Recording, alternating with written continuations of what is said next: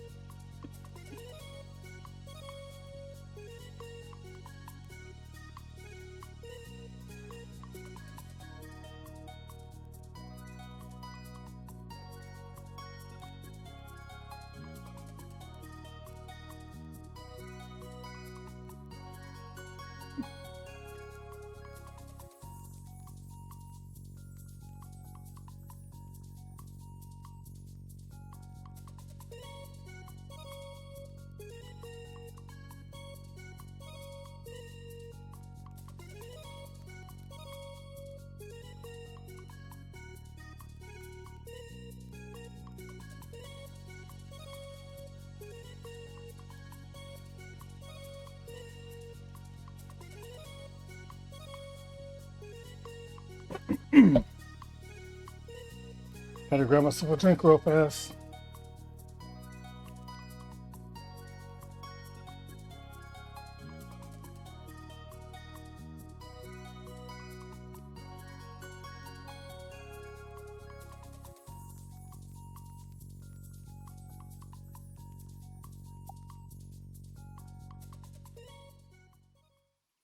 Guess we'll see if this forces us into some kind of point of no return. Oh, just take us here. Okay. Excuse me.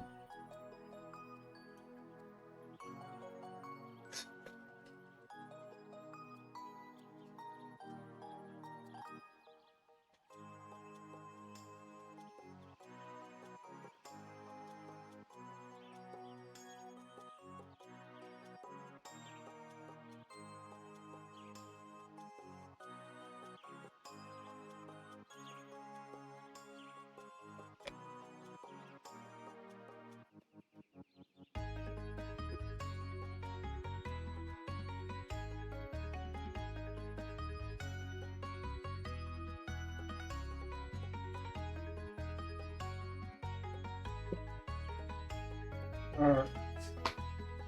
So now that we got the personal motivation to go after oh boy.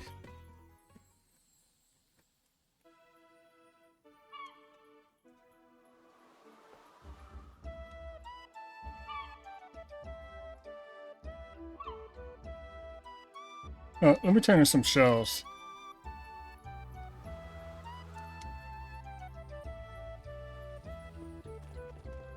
Let me see about the fish.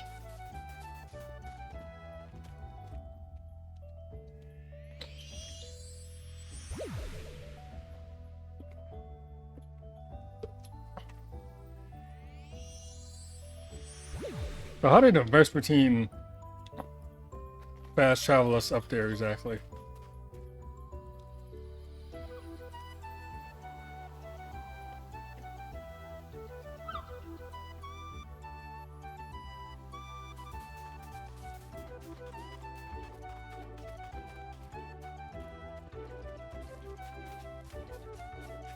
No, it's kind of fucked up.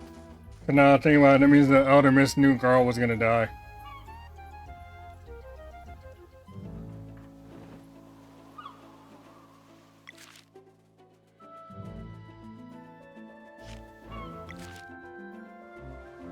Oh, so that's what's in that top corner. Okay.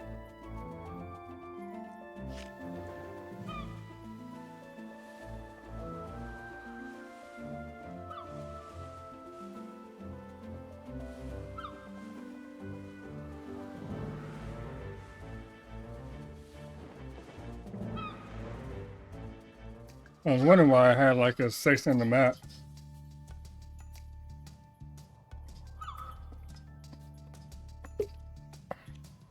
And it was implying undiscovered.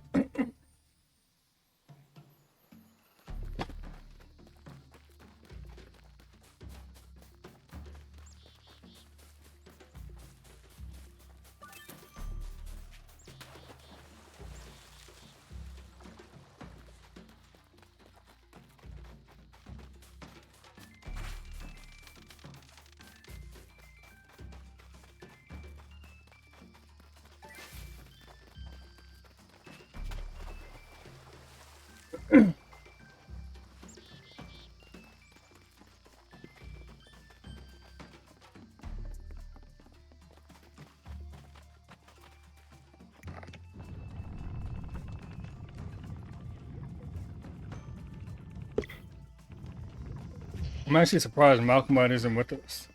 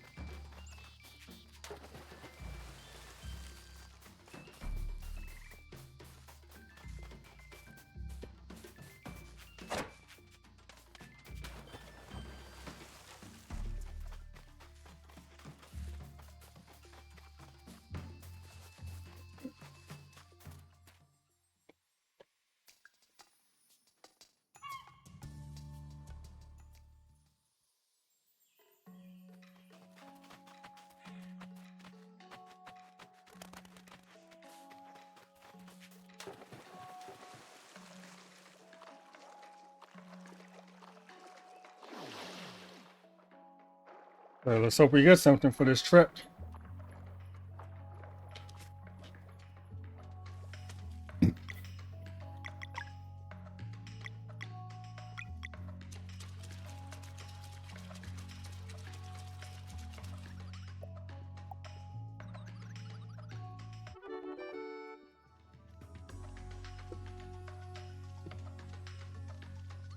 More in the recipe for poutine. And I'm one short of the next one.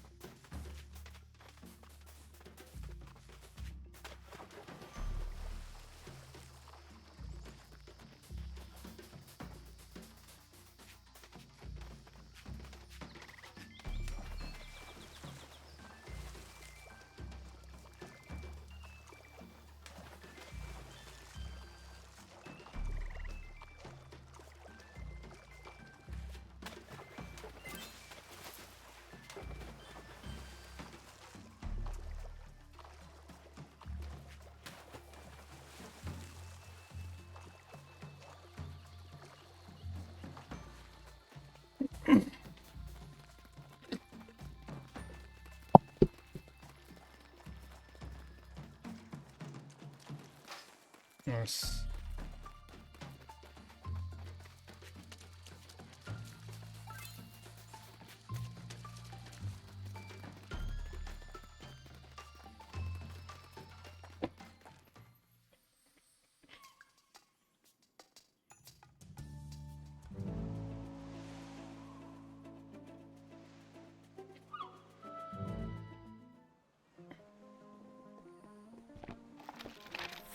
Given the number of shells left, I'm pretty sure we're not at a point of no return.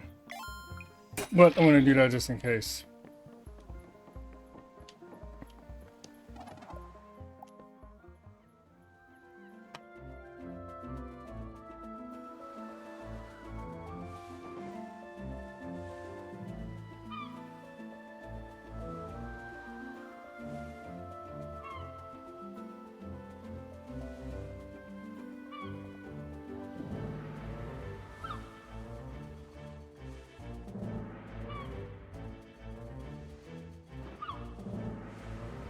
Especially given that there's places that we clearly can't go yet.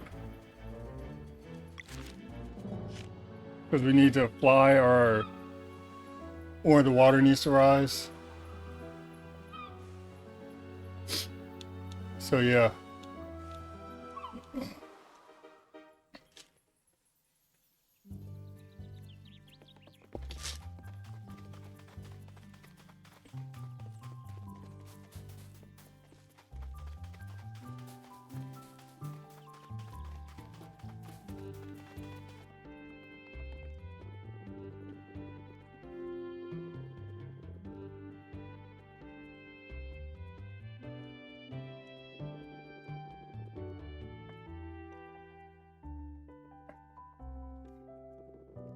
Yeah, realizing the mistakes you made with Erlina and Brugaves.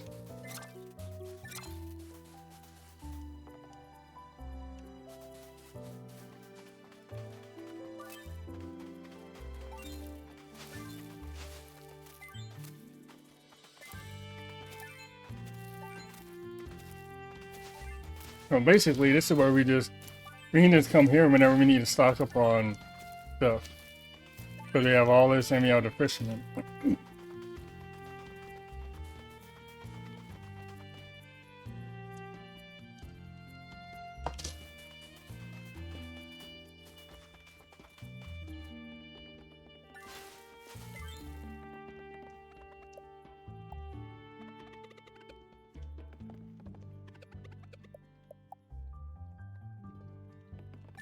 I need 4 more.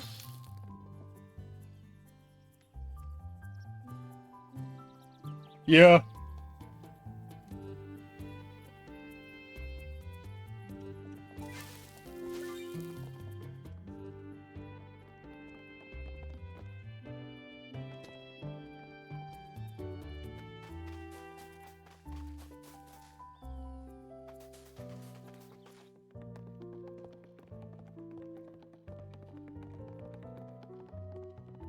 Yeah, but someone always does in RPG. I was talking about it a bit with Smiles the other day when he was playing Messenger. Yeah, I should probably go to Brisk to see how they're doing. And like it is kind of weird how seemingly antisocial they make the other characters. So Garl is always the one that like speaks for everybody.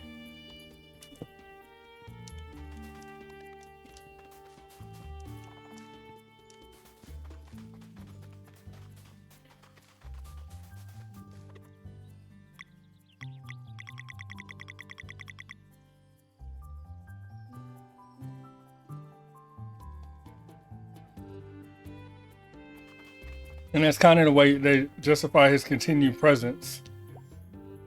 Is like he's the talker, he's the voice piece. That's not too bad, but it doesn't really matter.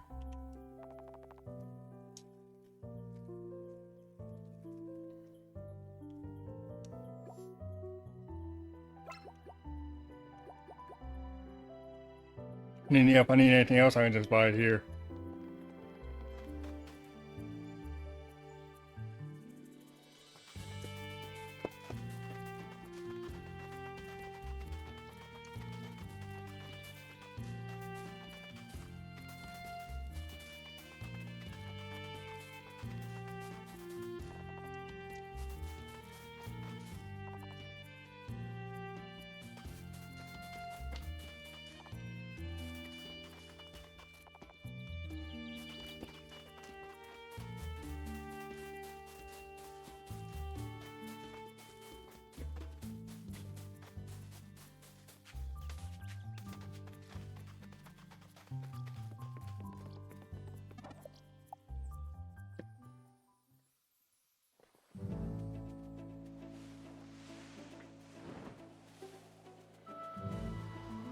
Let's take a look at Brisk, and then I'll go up to the Sky People.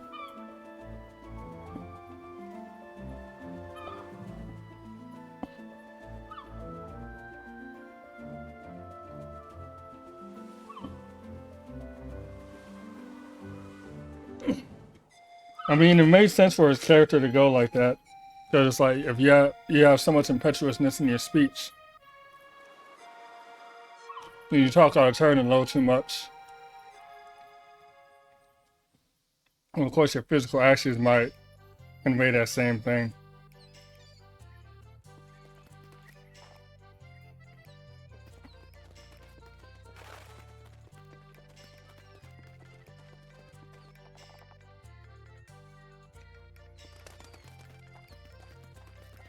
So there are some changes.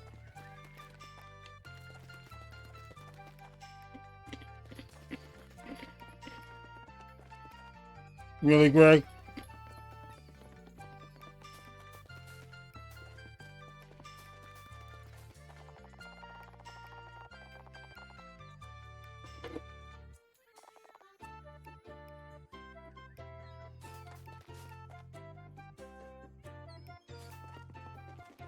Oh, so this made a community poll.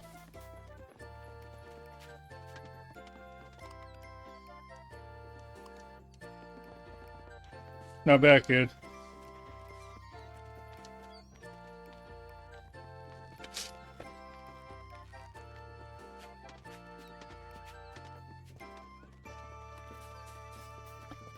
Gotta pour one out for the homie.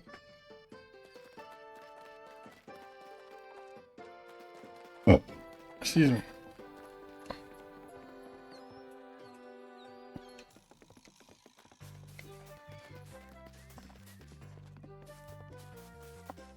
Even though he took a bullet he absolutely did not need to take.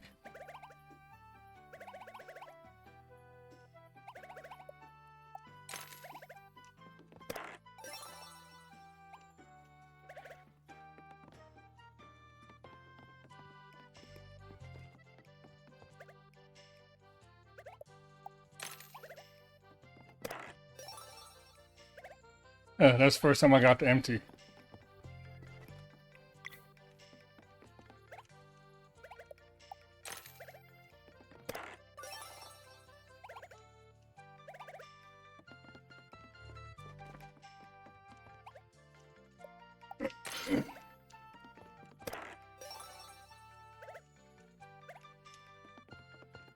I wonder if it's 5 times in a row.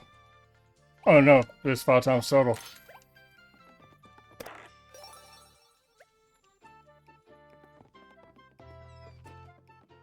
Yeah, you can just power through this.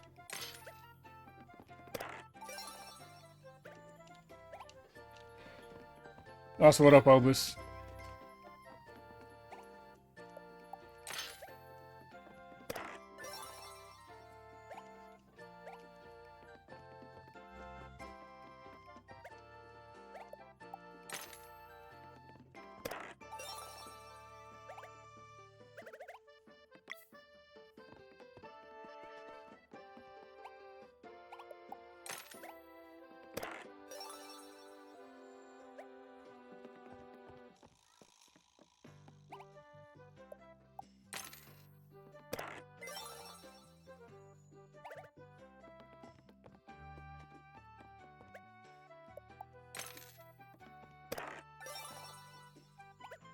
That's 3.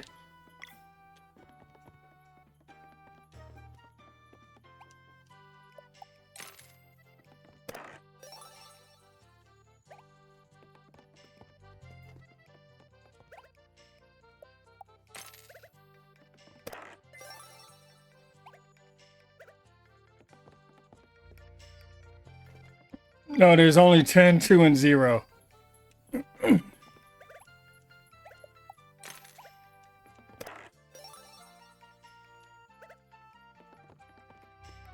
And I misread it when I first encountered him and thought you had to get. The reason I never did this was I thought you had to get 5, 10 in a row opens. But it's just 5 total at any time.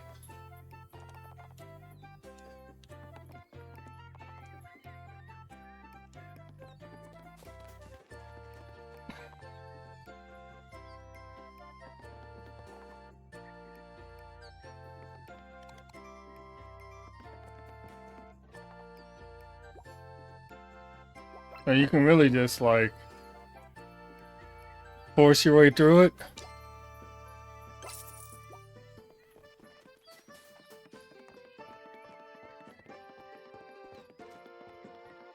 That should be enough. Which means the item probably isn't, maybe not as good now as if I would have done this earlier.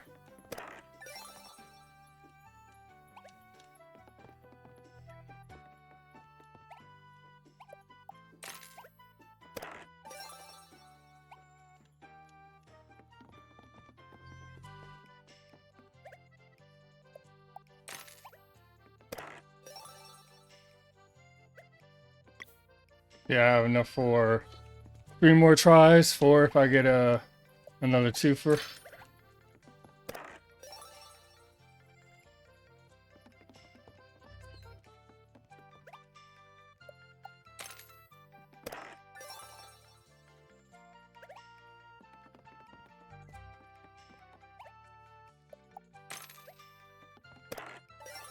There we go.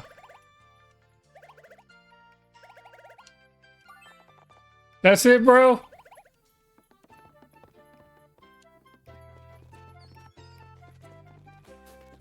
Like, it lets me get another item from, what's her face? Because I was 1 short.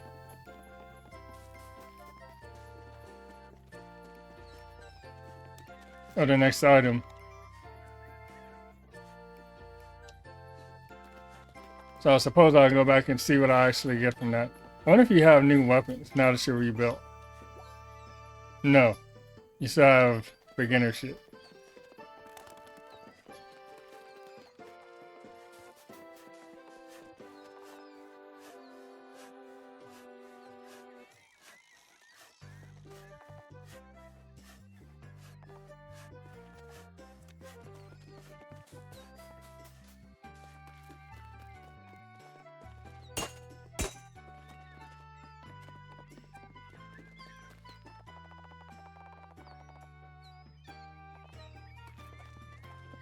My man is out there big chilling. I feel like I got everybody you could find during the attack.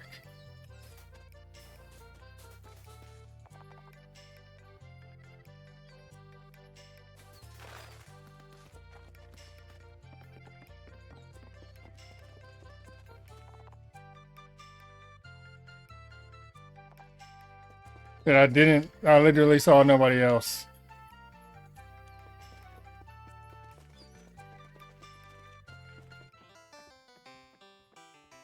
Oh, snap, it's old dude.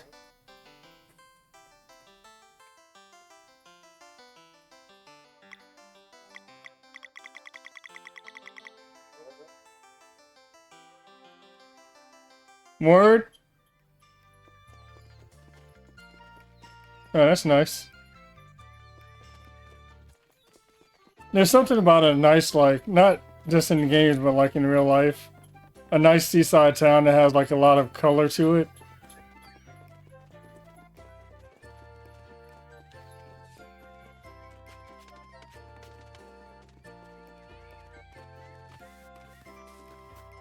Yeah, I can just go up this way.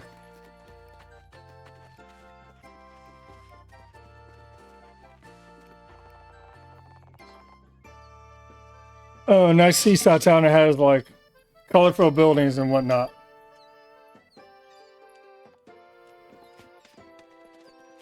Like just color to it in general.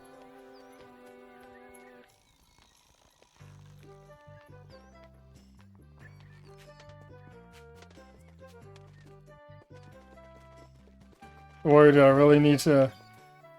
Okay.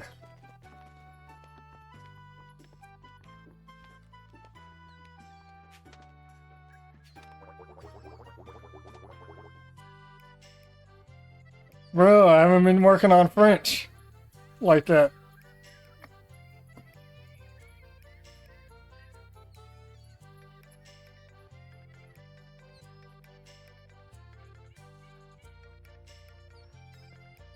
I only understand like a third of that.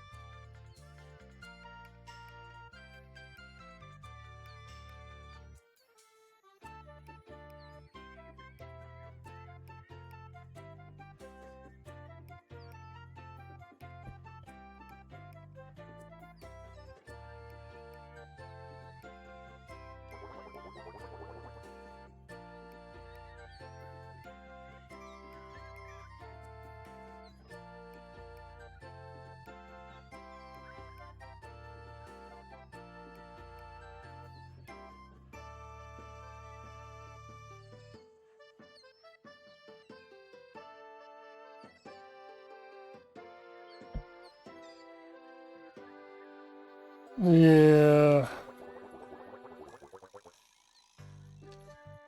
That's what's the difference. And he said the pita is what the pita is cheaper.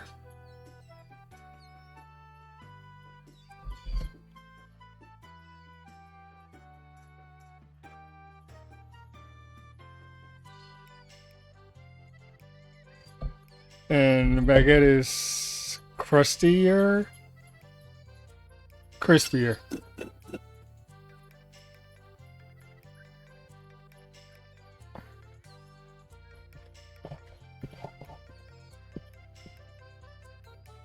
Learning French in real time, I guess.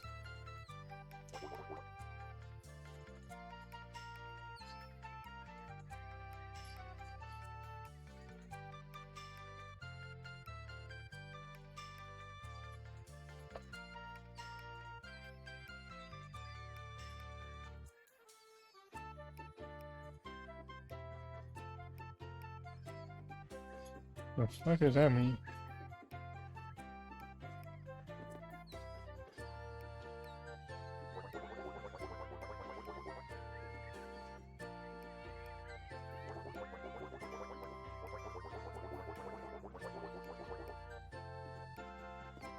Yeah, that's the same thing.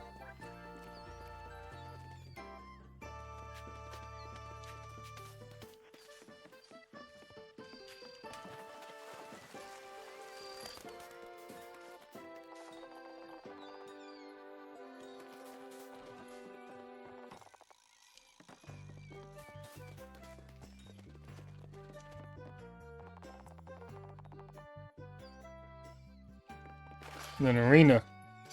Hmm.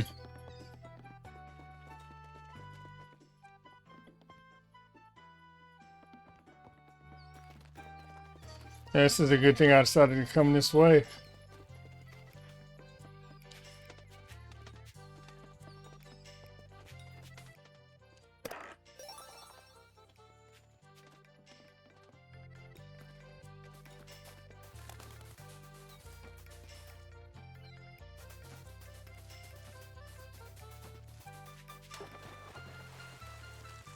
Oh, what up, Q? No. Wheel spins.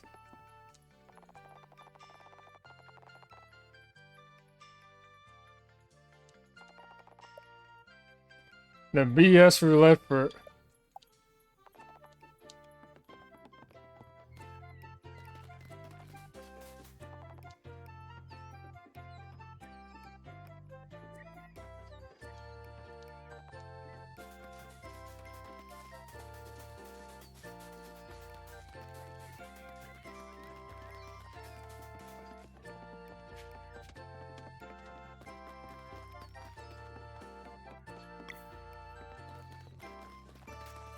Okay, let's see what this BS roulette is about.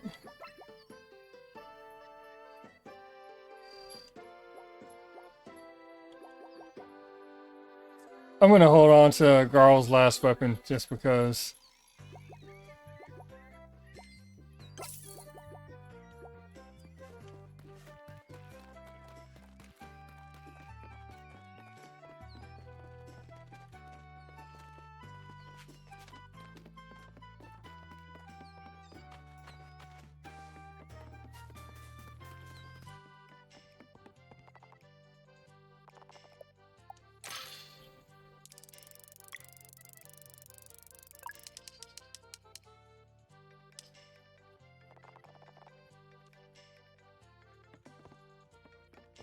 I have a feeling it's never gonna land on a number.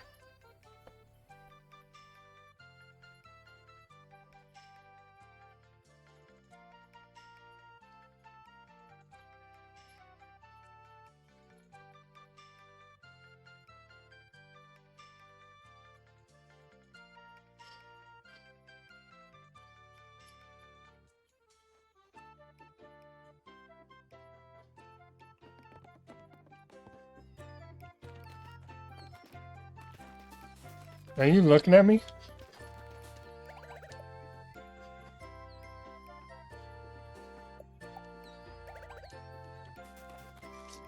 So that's the game, huh?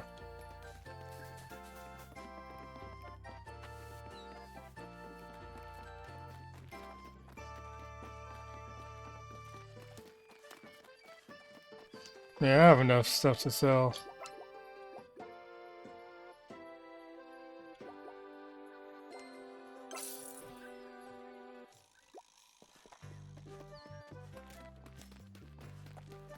Let me sell one more thing just in case he tries to ask for a new sell price.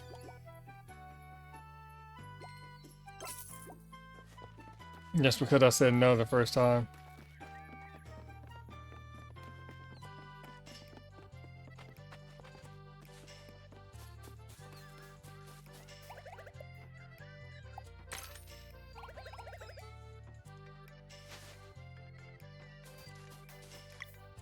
You really took the money.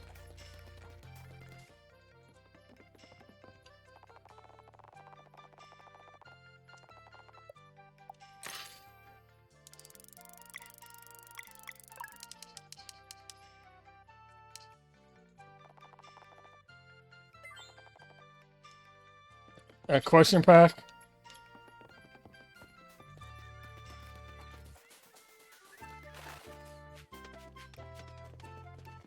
I mean, technically, I guess it gives you another way to get the money back, so that's fine.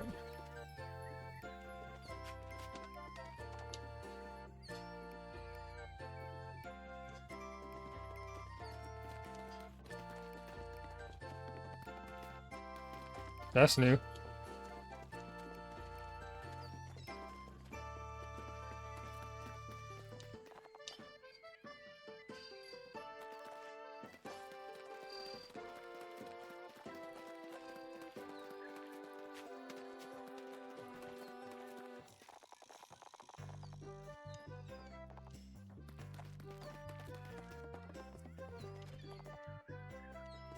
I wonder if that father and son are still out in the water.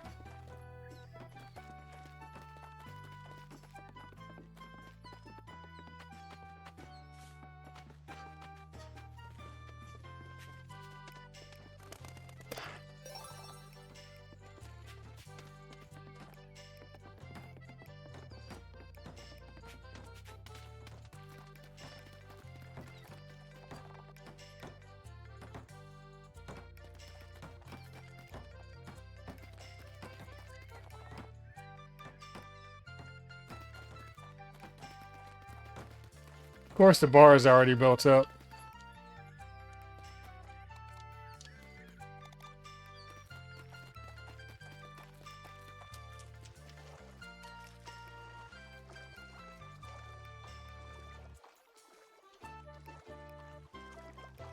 Could have sworn I could swim around that before. I did. I swim around it. But I changed that as well.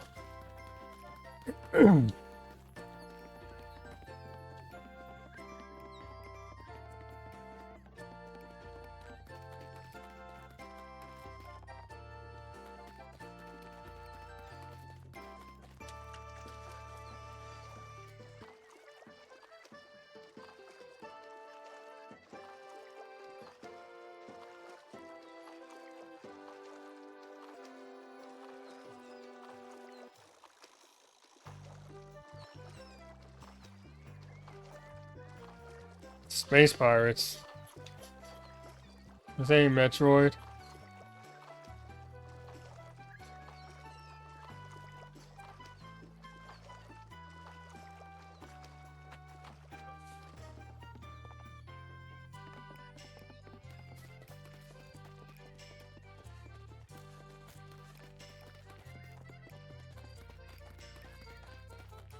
Guess about the only thing left is to check out the bar.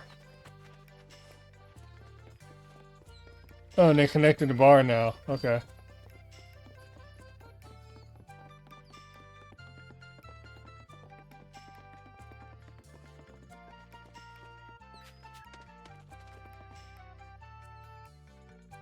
Really?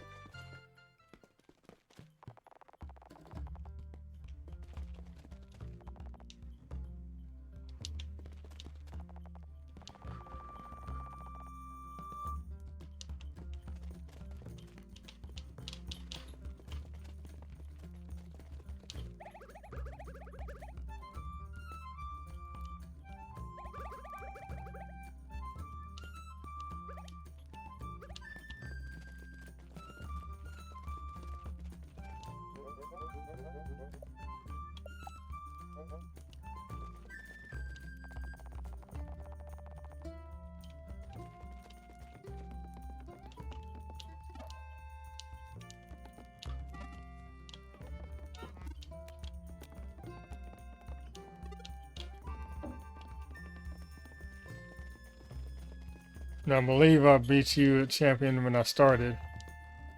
Yep.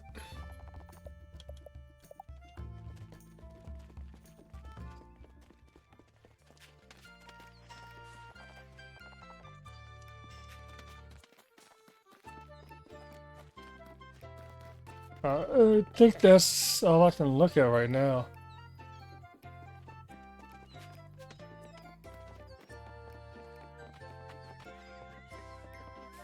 But I'll have to come back here soon enough.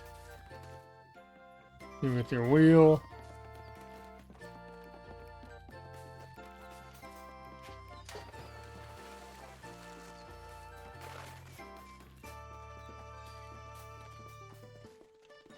No way to get inside. And I need something for that other dude. The posh dude.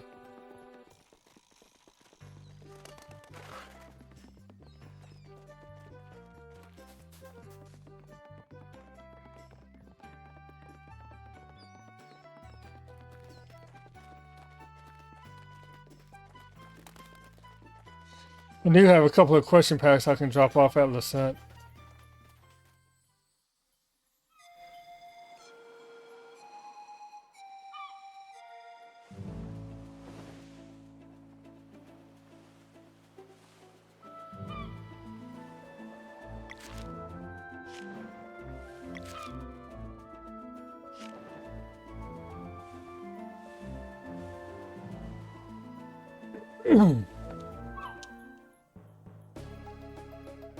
Oh yeah, that's right. I can walk straight through that now.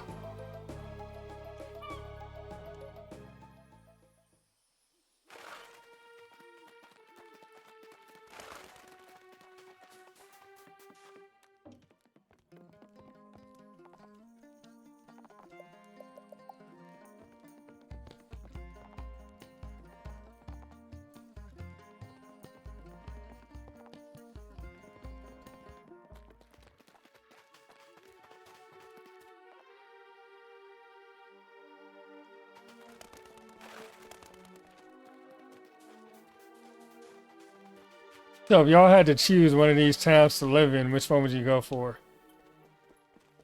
Would it be the Purple Grass Moon Cradle, the Always Dark Lascent, the Seaside Town, the new town in the ice and snow?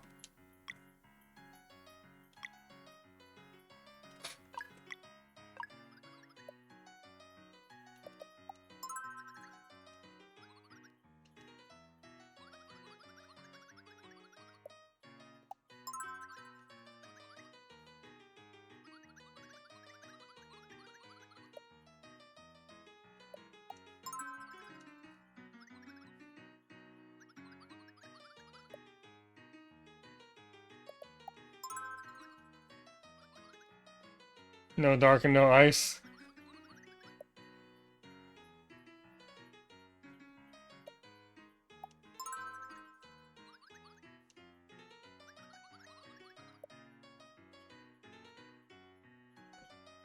What was the Moorlands?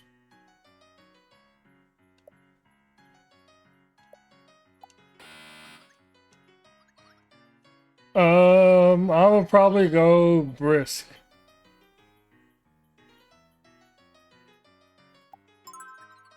Yeah.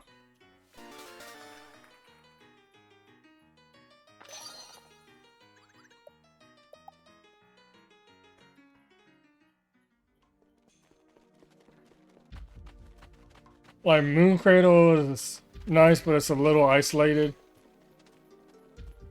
I like the vibes of Lucent, but yeah, the Always Dark would probably like grow wearisome at some point.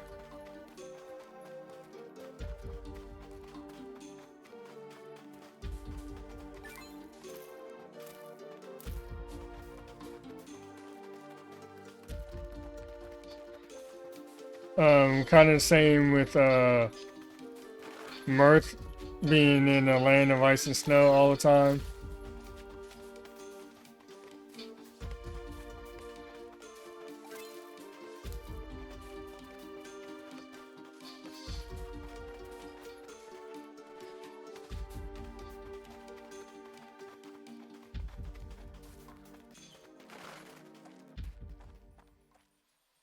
Plus, I like how it's like. I also like towns that are kind of built out like that, like the narrow alleyways, and it's one of those where if you're a kid, you can feel like you're like really exploring, and you have like little hidden places and whatnot.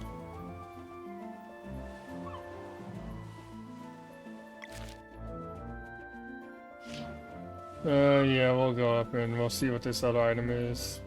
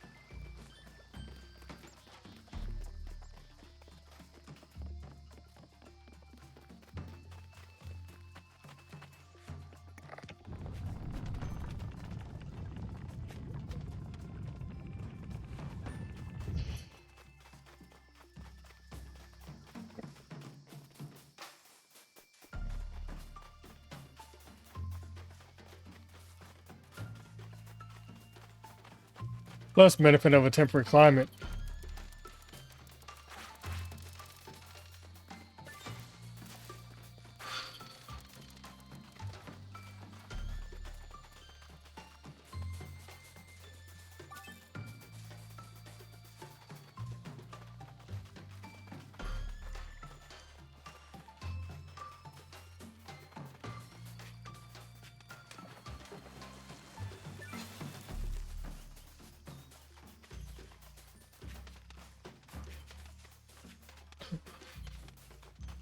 Moon Cradle is pretty well elevated, so it's got to be a little chilly up there too.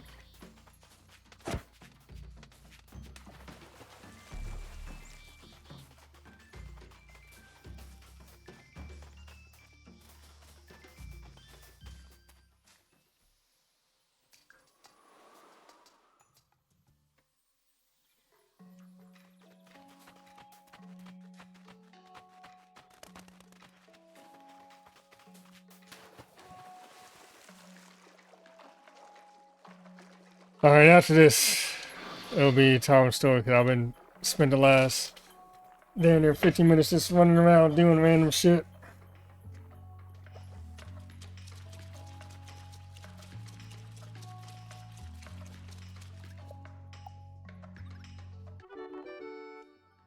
In another building.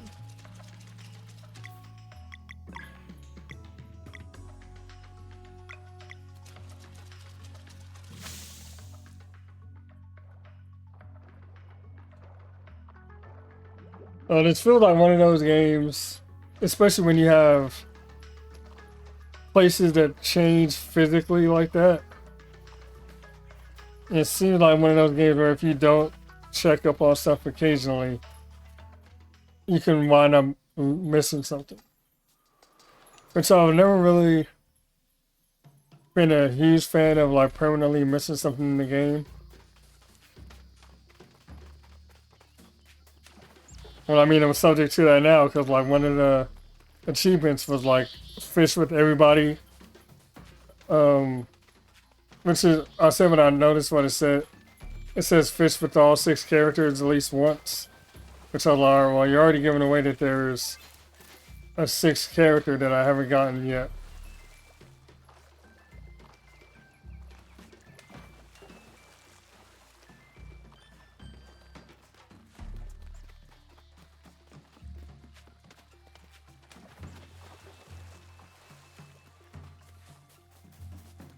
Which is why I was thinking that Malcolm was going to join at some point. Because he's the only other one that seems like he would be useful in combat that we've met thus far.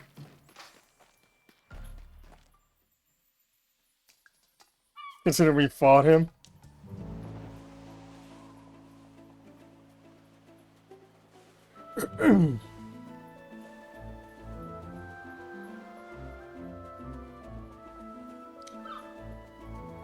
We've seen him in combat to a degree, but he wasn't doing much other than holding the rune active and healing.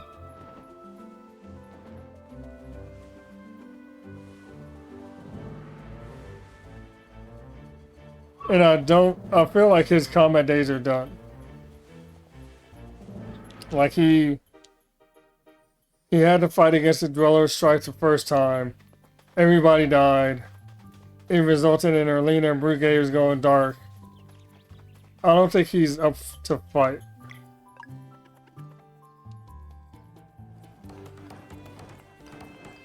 Because now we're in a situation where the Dweller of Strife, what was his, is probably his biggest nightmare, is not the biggest piece on the board. Oh, that was the last plan.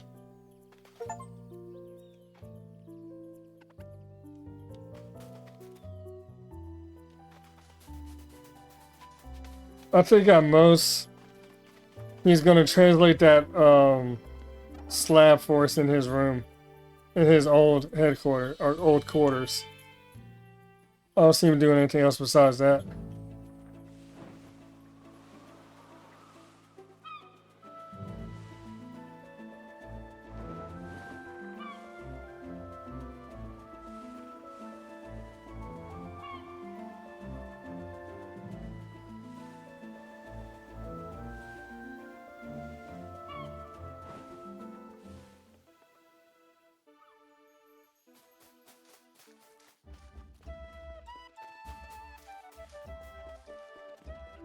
More messenger music.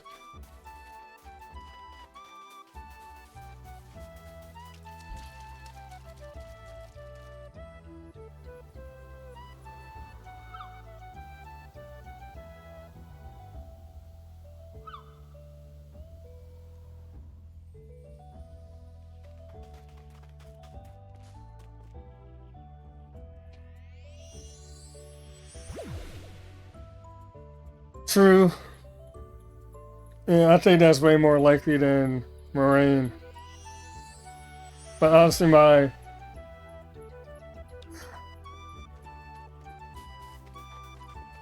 think actually that's probably the most likely. I would say the second most likely would be Malcolm.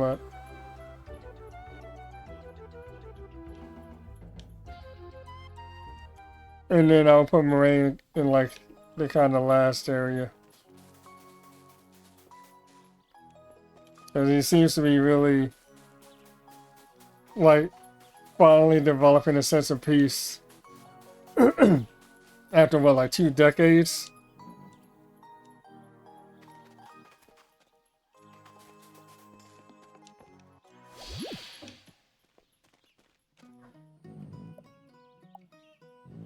I don't see him suddenly getting into something worse.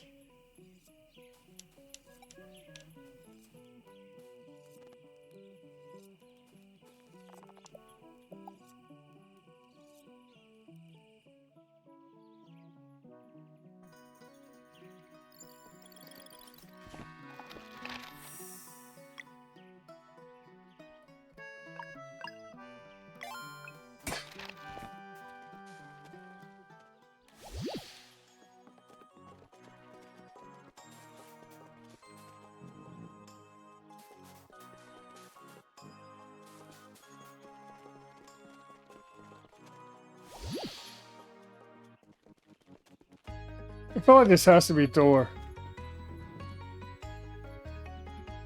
Or maybe Hephaestus. Since he says he's a local smith and has a hammer. What was his name in... It was a Vulcan, I believe. Was his Roman name?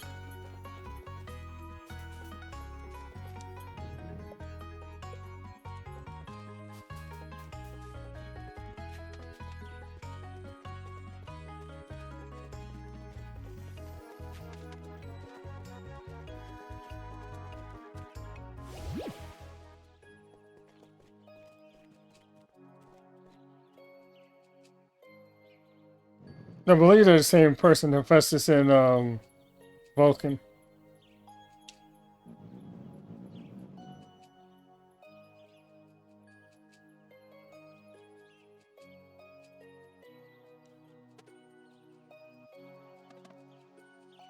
There's the sleeper right in the background. It's a long ass dragon. Was it Wentworth?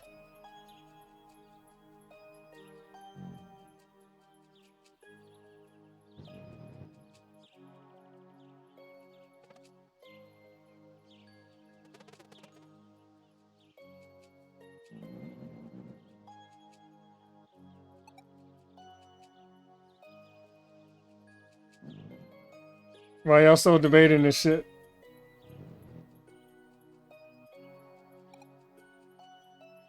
Is he asking Rashawn or Sarai?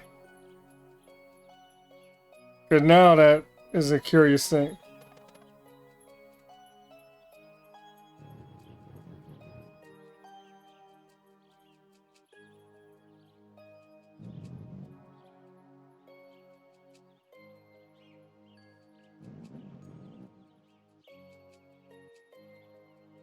Yeah, I thought we were going to outer space.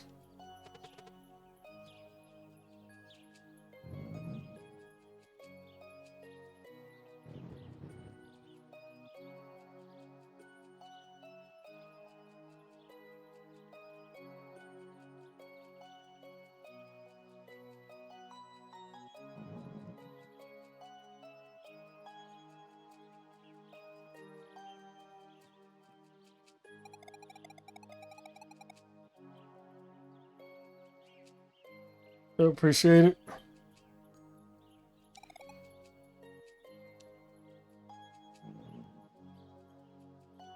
How does your crew still not know?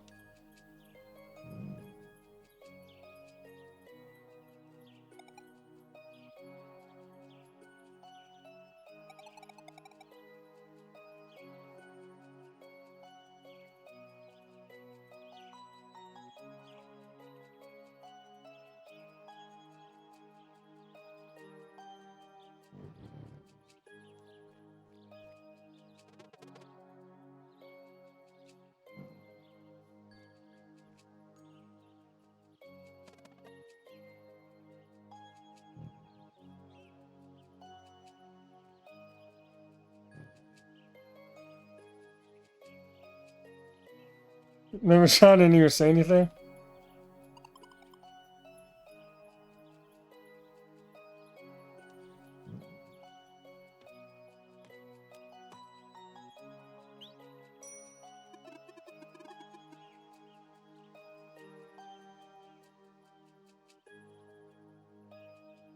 Well, they are sky god giants, kind of.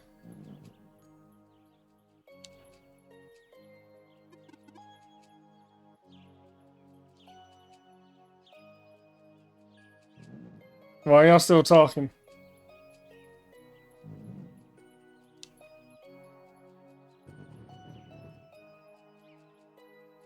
Error, what error?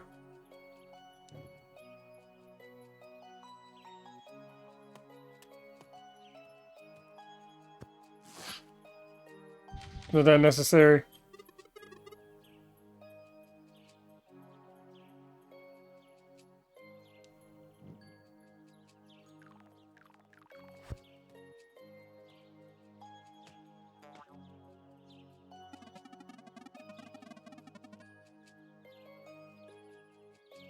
The fuck is that?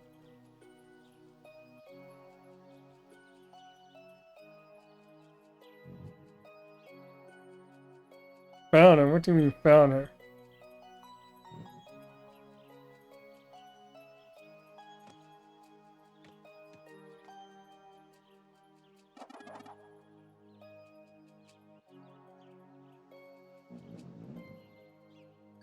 Oh, wait, so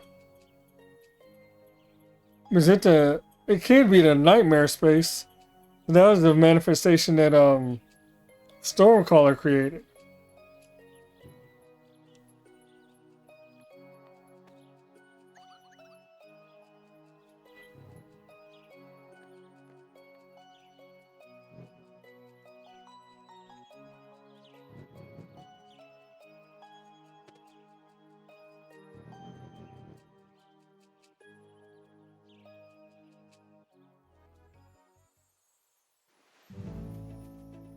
That's what the 4Ds are for.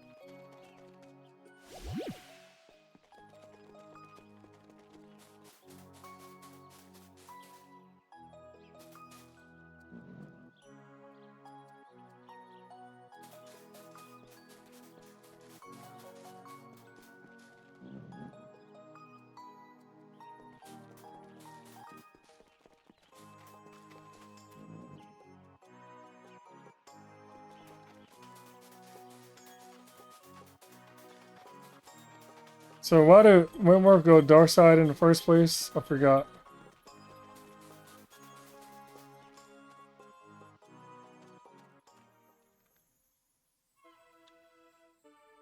Not that it really matters.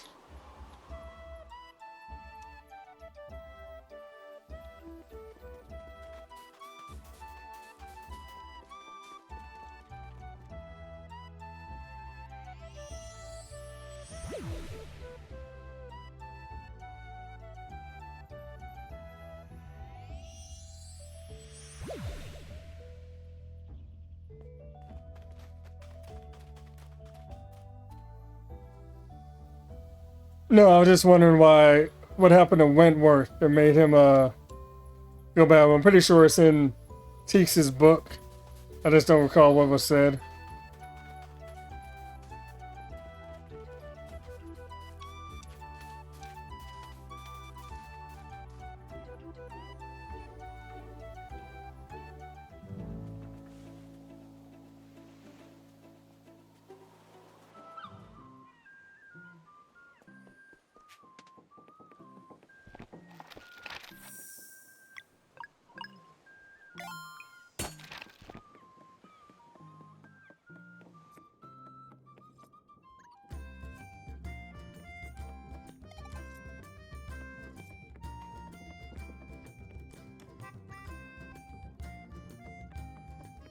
Kind of. Oh, who's in the kitchen now? That girl is gone.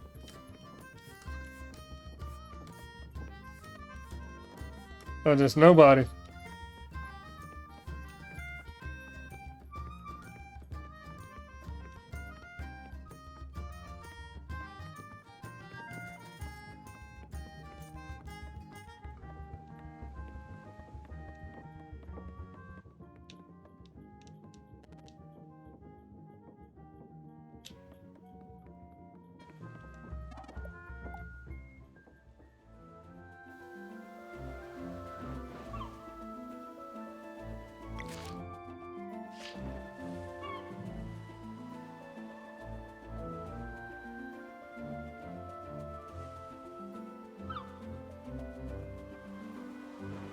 Yeah, the water has to go down because, like, this pathway here, like, something else has to happen to the landscape.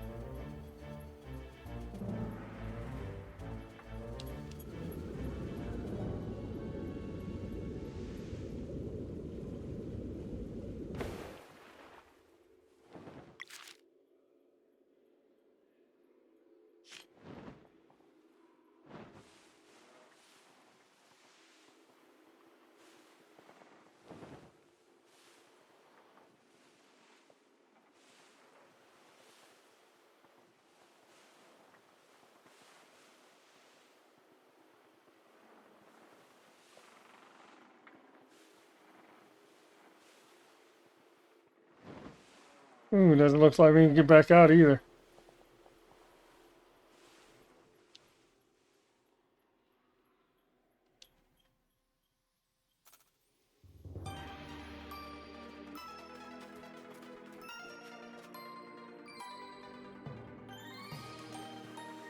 So clearly Hortense was able to do it and get back, so...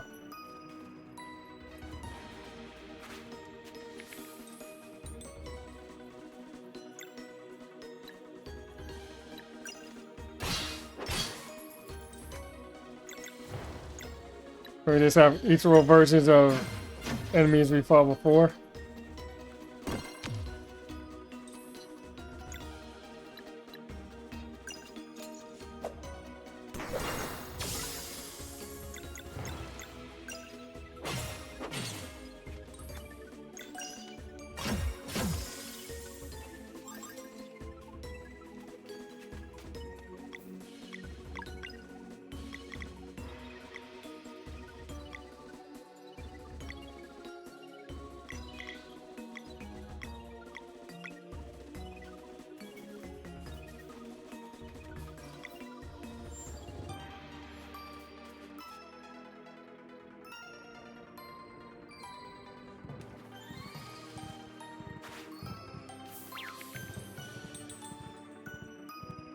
I don't recognize the dude in the top.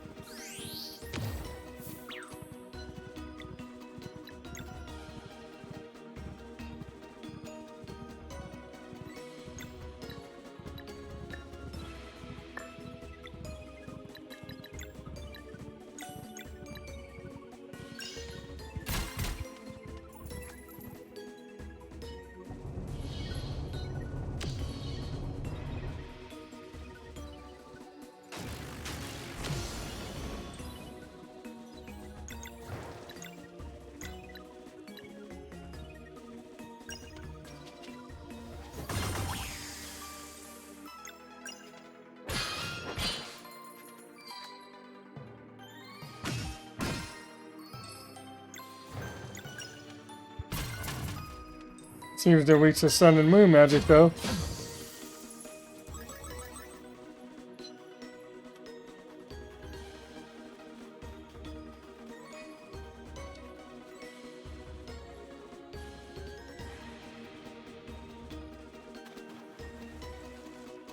No, I know what you two are. You're assholes.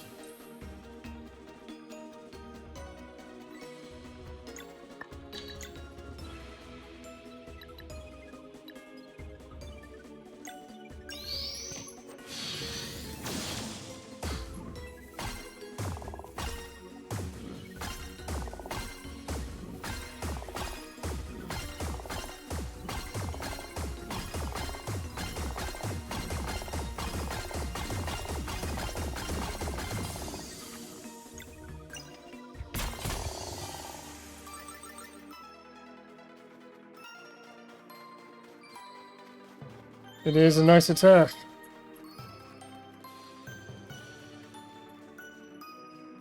Very nice.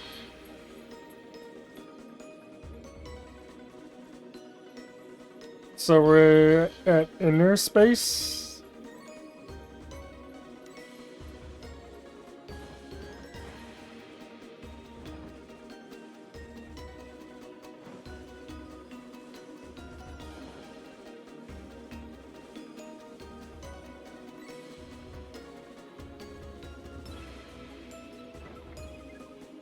Clearly you want me to go this way.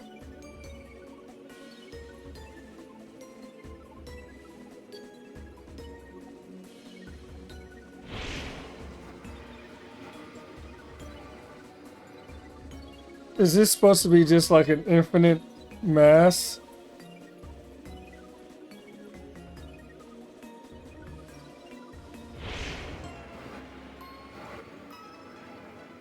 Doesn't matter at what angle I hit these.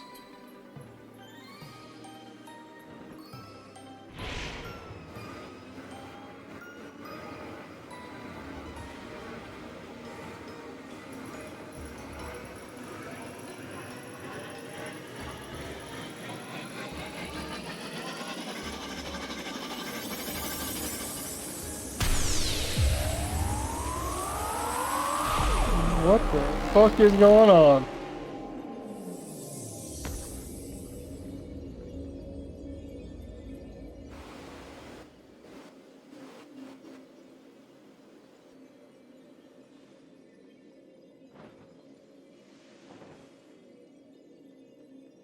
I don't even know what the fuck just happened.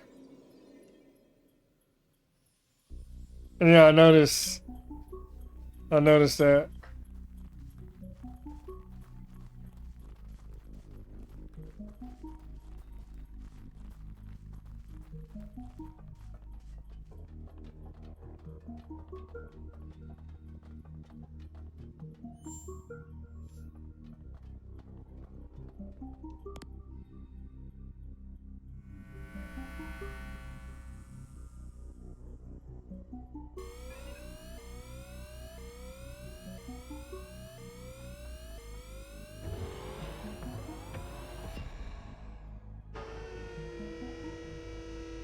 So now we're going to super high tech.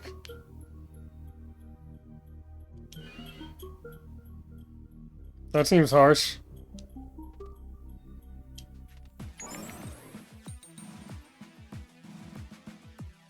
I gotta say, these guys who make these games do a good job of throwing shit at you really don't expect.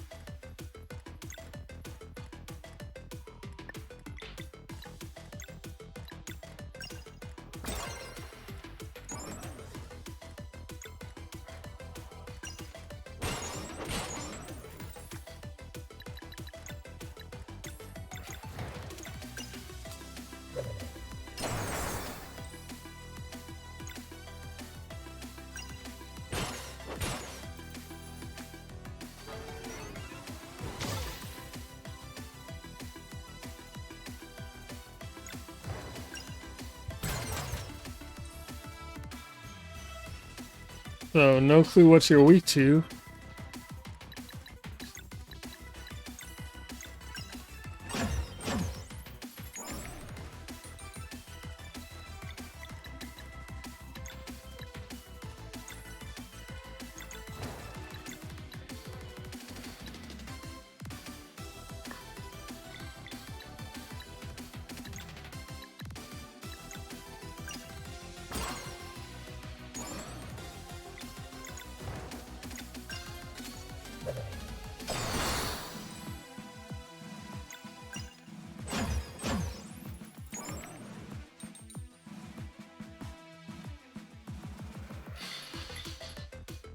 Ah, she's out.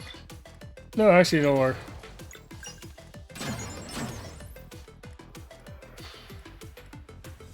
Of course.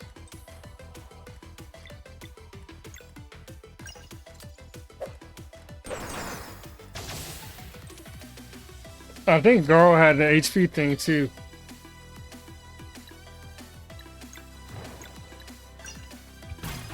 Oh no, somebody else did.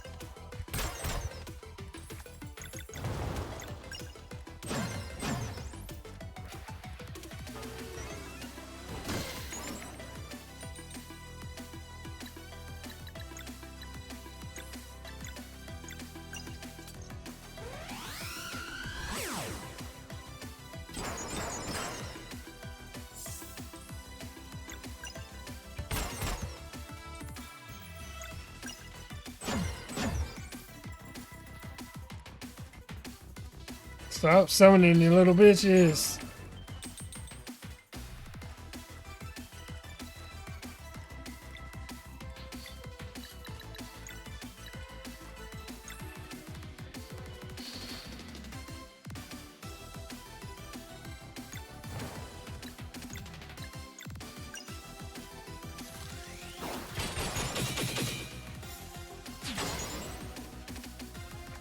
Is that moon or is that poison? You're gonna double hex shield?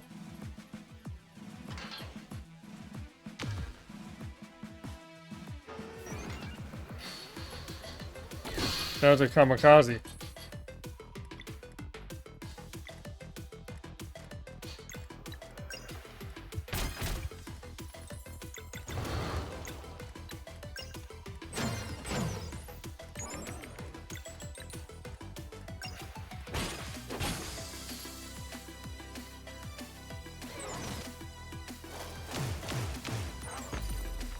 That was less than pleasant.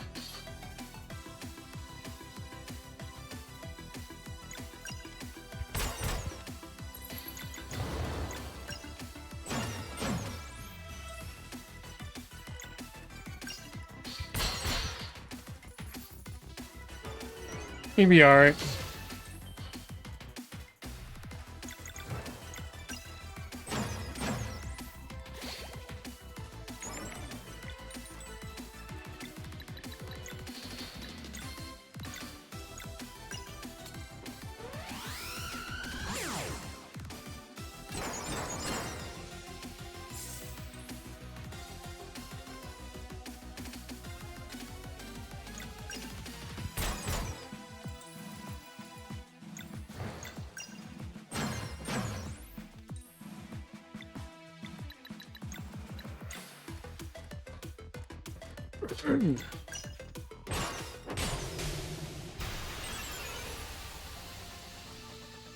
This little refresher.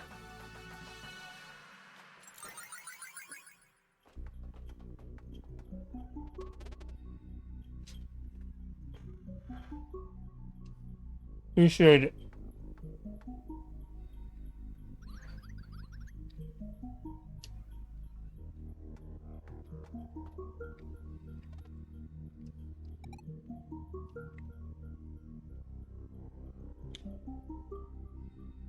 Oh shit, she's a cyborg. Damn. That I did not see coming.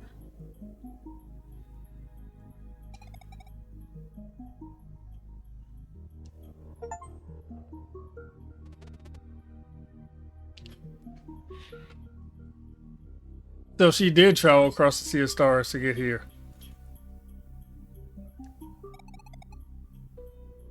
That lower half of her face is so crazy right now.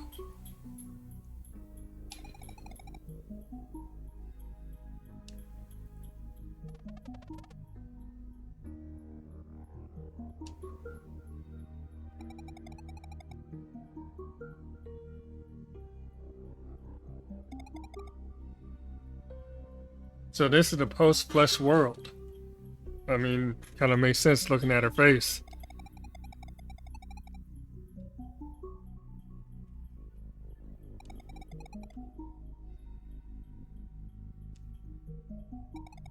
No wonder she has such a grudge against the Flesh Master, and why she's so willing to help us, like, by any means necessary.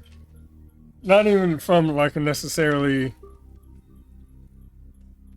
like, do the right thing angle. This feels more just like a revenge and a grudge.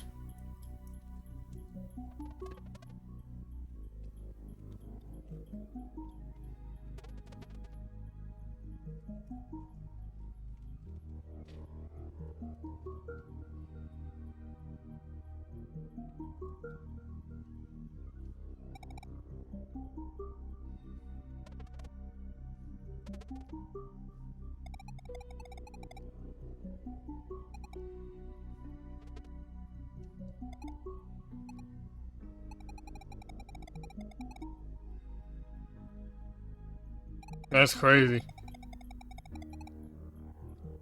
Oh, we have more dwellers.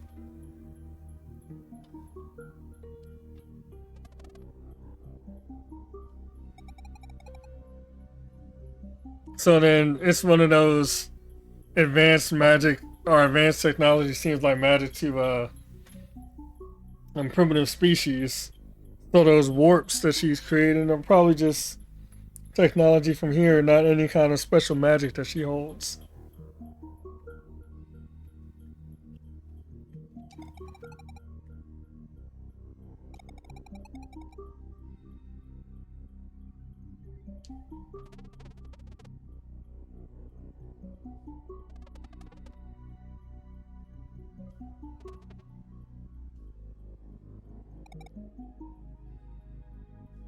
Well, that fucking face is tripping me out.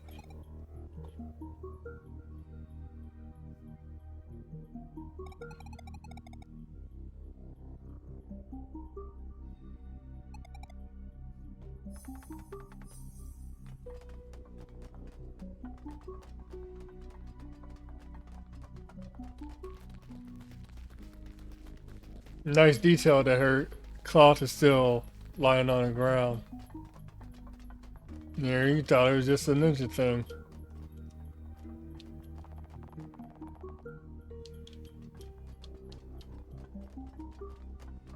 I'm honestly glad I didn't like see anybody play this really.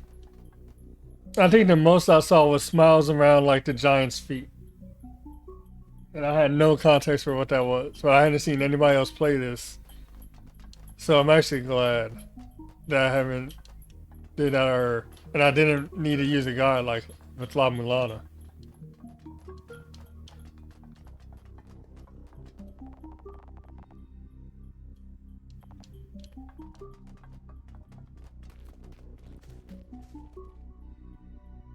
It's interesting that we're also like in like our real world, we're like halfway between this and Zill and Valerie's world.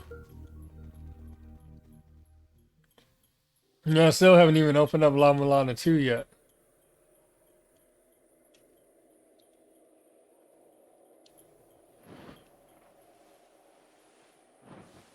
I thought she said it's... Oh, I guess this is the actual exit. Yeah, there is. It came as a 2-pack.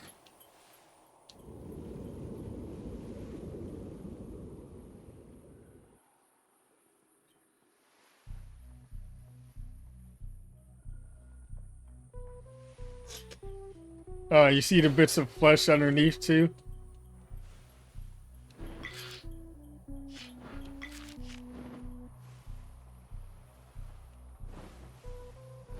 It's definitely like... Yeah, the flesh underneath. This reminds me so much of Chrono Trigger. In terms of like going to a futuristic world where like everything is already over. And that world is just slowly dying.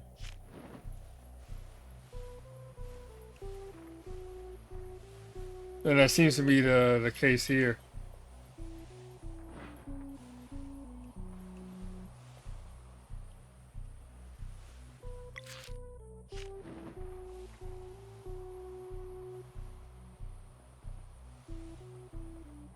The hell was that? Did you see that?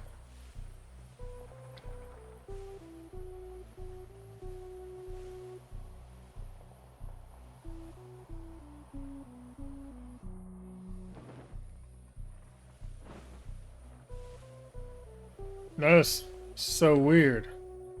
Yeah.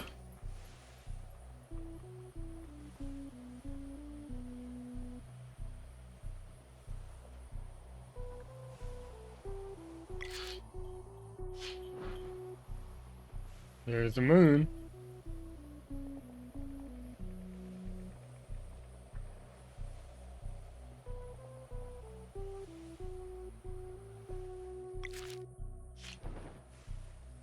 It might just be a border thing.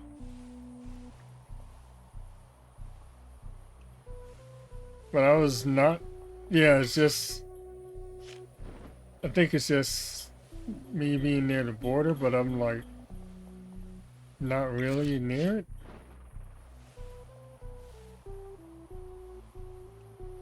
It's like it's trying to focus on the surroundings versus it being like an actual thing in a game.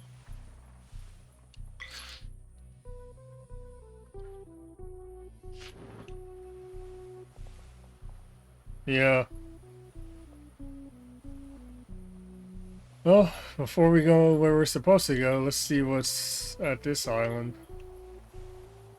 Oh, and this one too.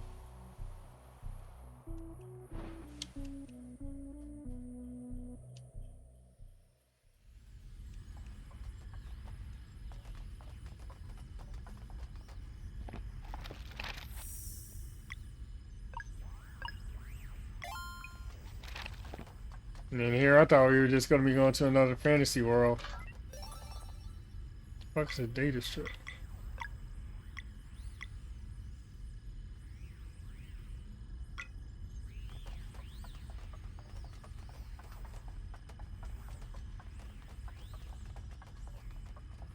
I feel like we're going to hit a futuristic bar.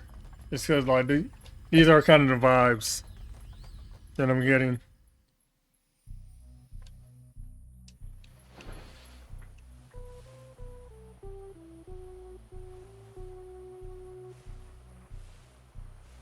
So, Sea of Stars really is just like, I was expecting it to be kind of like you're just going into outer space and kind of seeing what's what, but it's really just connecting you to a Sacrosanct. That's an interesting. It really just directly connects you to another world, at least as far as the game is concerned.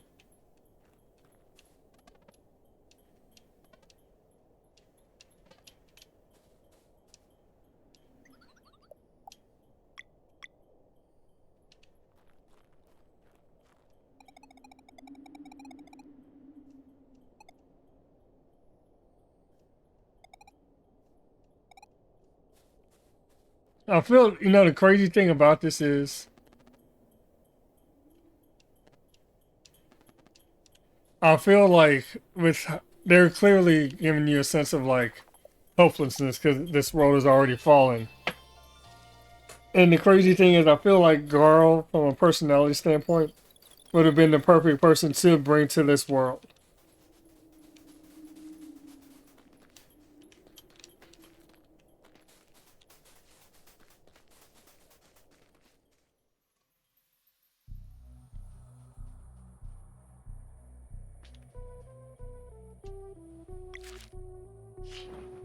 I don't think I can get into this one.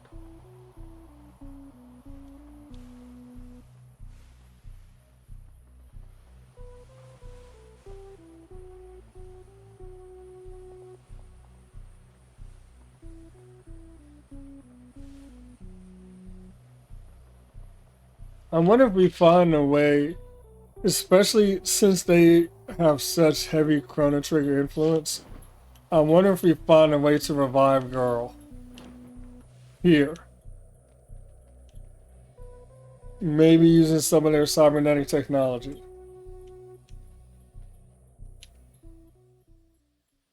Because they have so much Chrono Trigger influence. I mean, that's one of the things which, quote unquote, spoiler, like the game is 30 years old almost at this point. But like your main character dies in the story, and you can choose to revive him or not.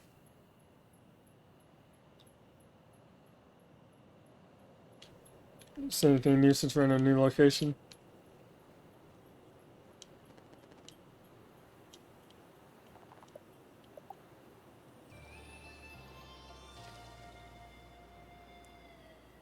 True, but I wonder if they just have like some method of reviving, especially given that she said she's immortal at this point. So I wonder if they've developed some method of revival that would bring him back to what he was.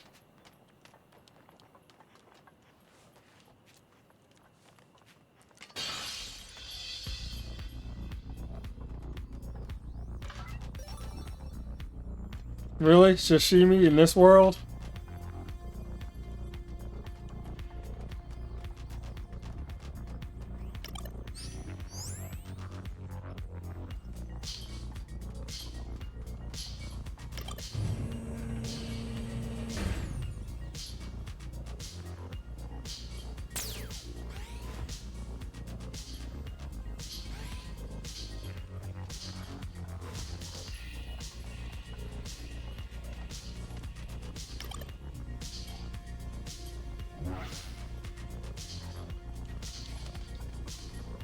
Yeah, shit, we got alarms. Is he gonna teleport me right onto that thing? Yep. I knew that shit was gonna happen. Like, bro, that thing is hovering over that thing.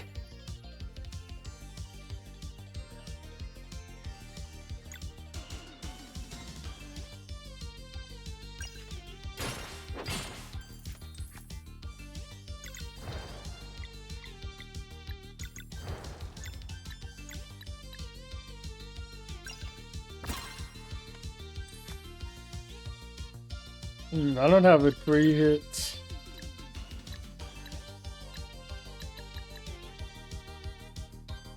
So we're getting somebody else that can do hammer damage, because Valerie's the only one right now. And she can't do 2 turns in a row, obviously.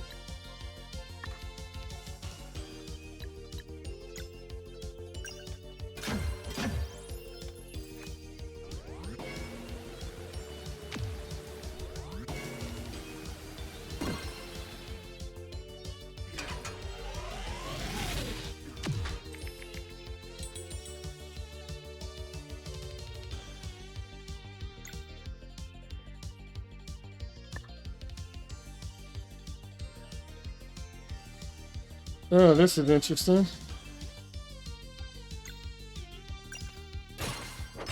Let's get rid of 1.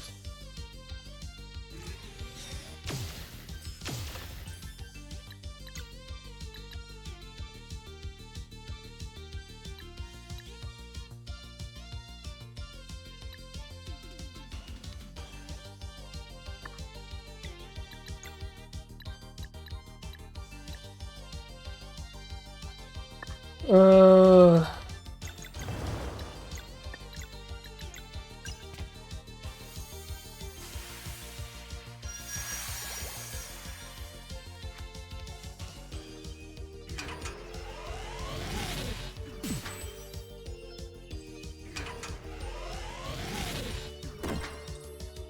Okay, that's not really that bad.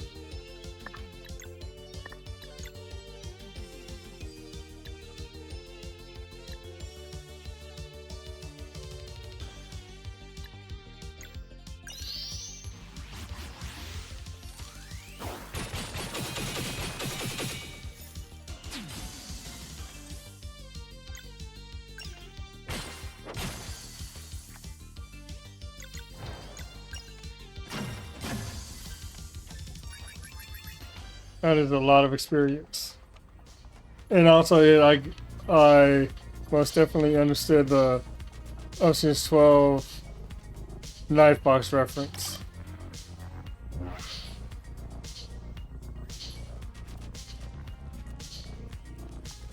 In fact, I think Ocean's 12 gets shit on too much compared to the other 2 in the trilogy.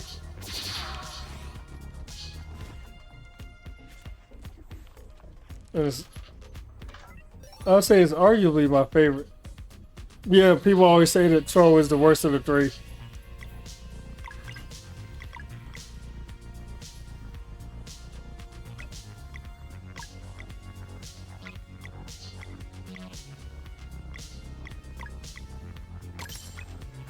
To me, 12 actually lays the groundwork for 13, because 12...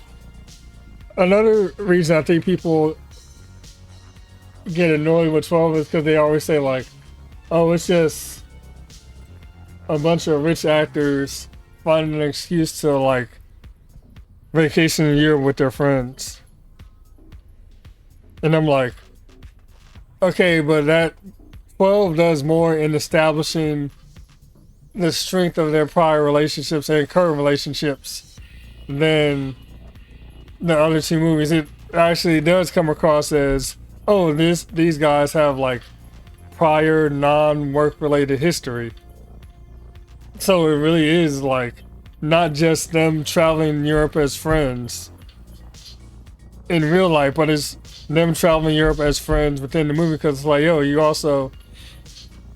were just given 2 weeks to live and you're in Europe with a bunch of dudes that like, yeah, these are the best people to like pursue getting that kind of money, but it's also like, hey, like we're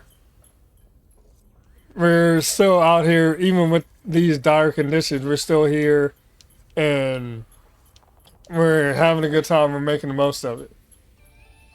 So I think it really does a lot to establish that they are not just people that work together, but they are in fact like friends and colleagues, and some as close as family. Like that's where you learn um, more about the background of Rusty. Sorry, I'm putting on a shirt. Rusty, Frank, and Nagel like knowing each other for years, to an extent that Danny didn't even know. Like you see the interactions with the Mormon twins and Ruben. You see Saul and like his wife knowing who Danny is and being like knowing that if Danny calls, he's calling for something because she's like, how can he call him one nothing?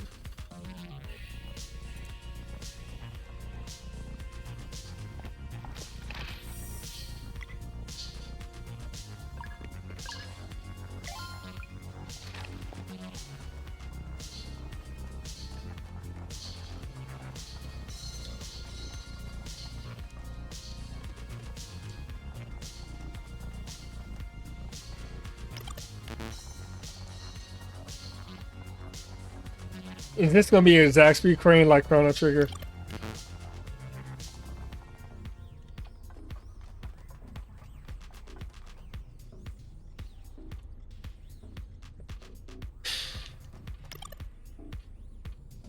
No, we're talking about Ocean's 12. Ocean's 11 is like very, very tight. Like the story is very tight. And I have no argument with people that are like Ocean's 11 is the best of the three. These lights out here just fucking dancing, bro. You see this shit?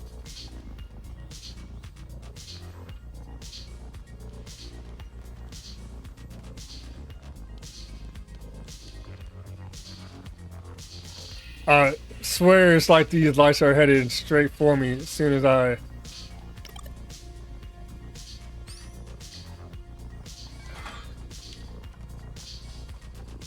Ah!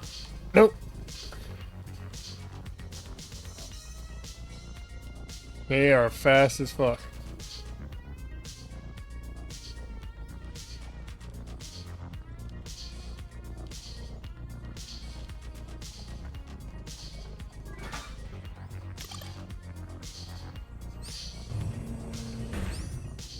I was gonna say, I would really love to see. Damn it!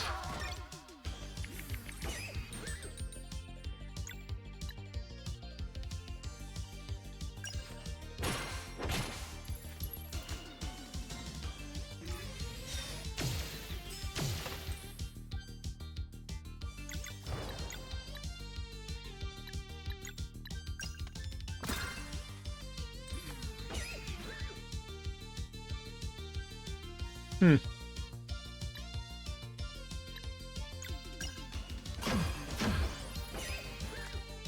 Interesting weaknesses.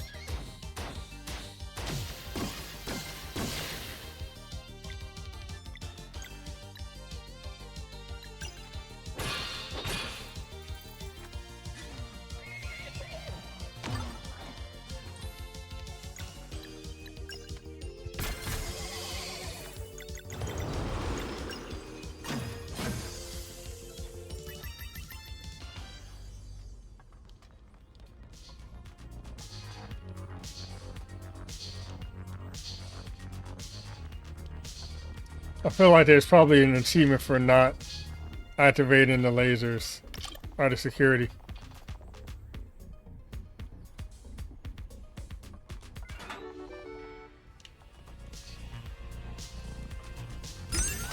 Bruh. Yeah, see, I can't do anything with that. I don't think. Not every single time.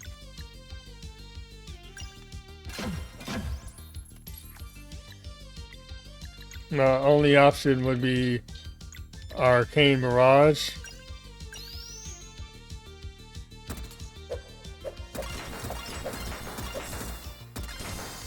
So yeah, Arcane Mirage would be how I deal with that.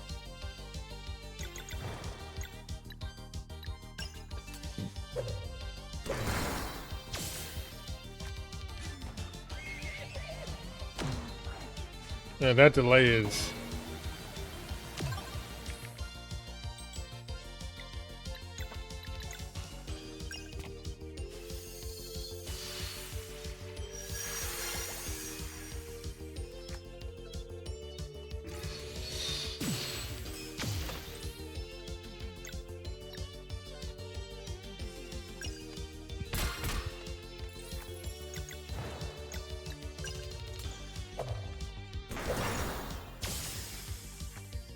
almost.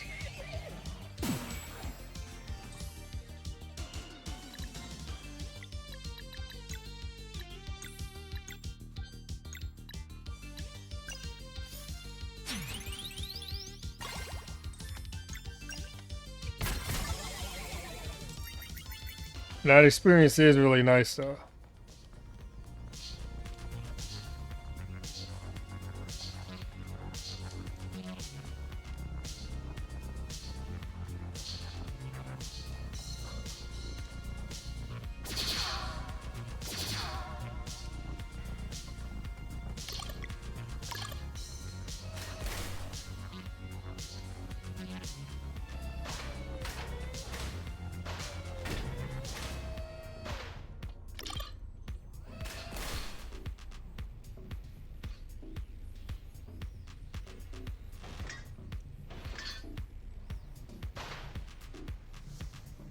Oh, I see.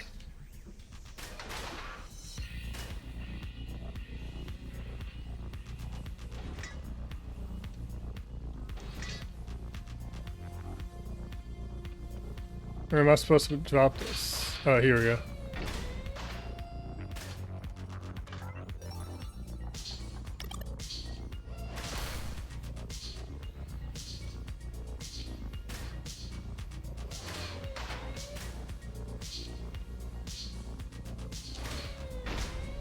That's a really odd method of transportation.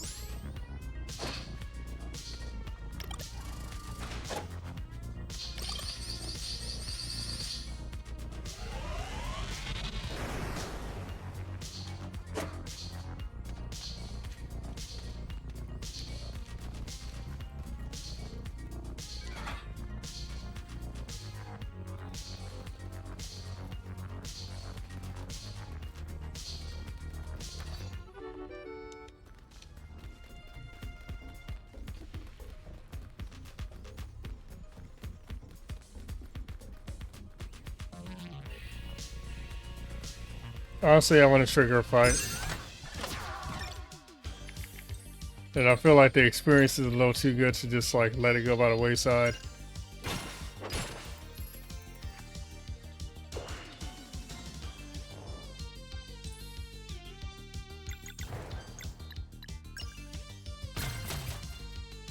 But no, I feel that 12 gets very underrated, and it's actually arguably the most important in establishing a lot of what people like about their team.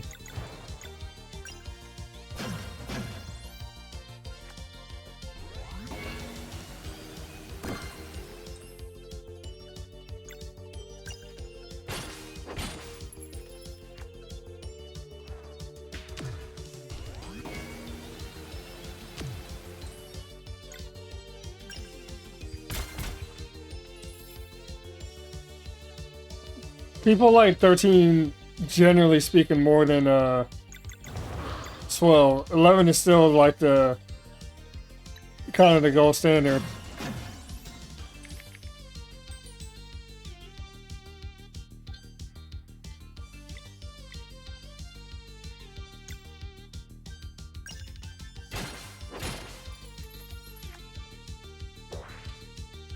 Another shield, you dick.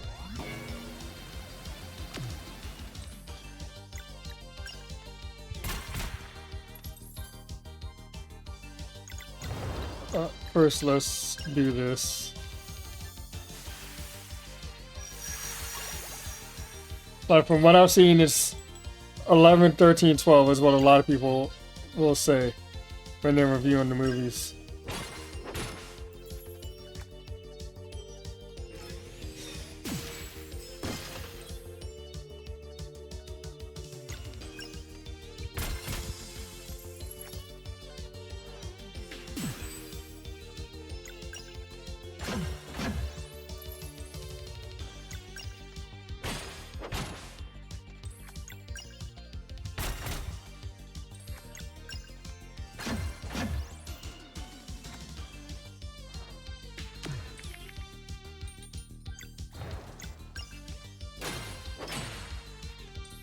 And that's exactly why I waited to use those awards.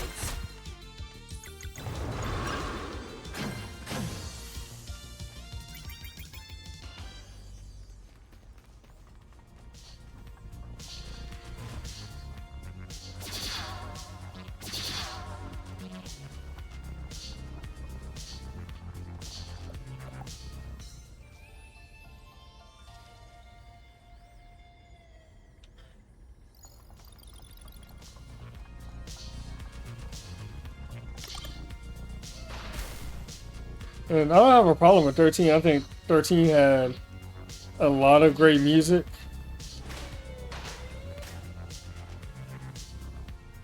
It was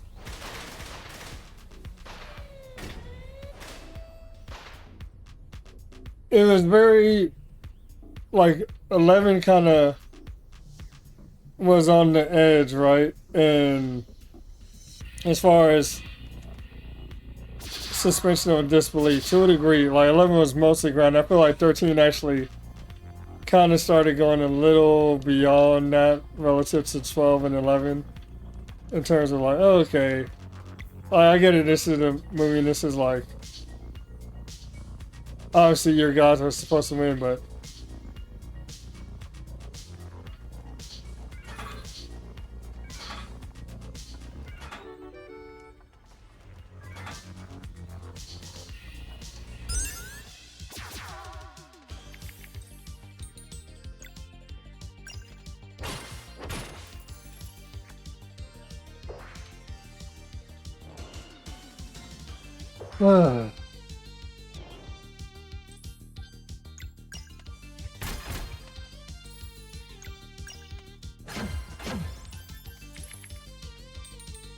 are you really just shielding yourself again right after?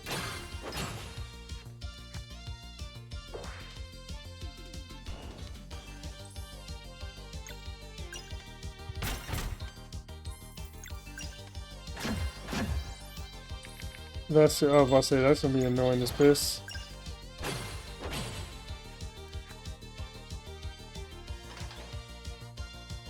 And then he's kamikazeing anyways.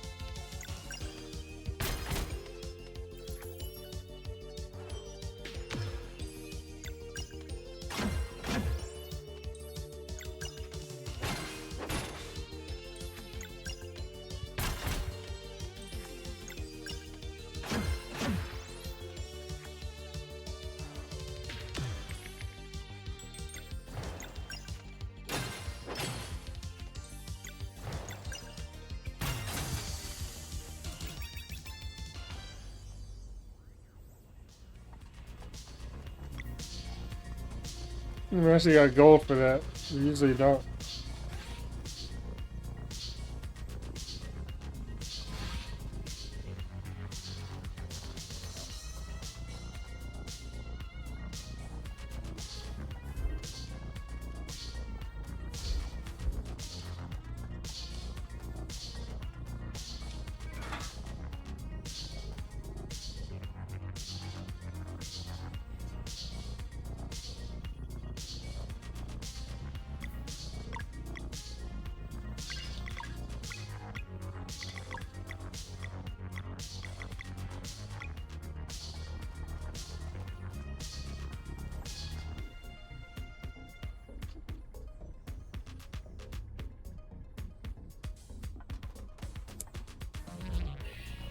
Oh, I see.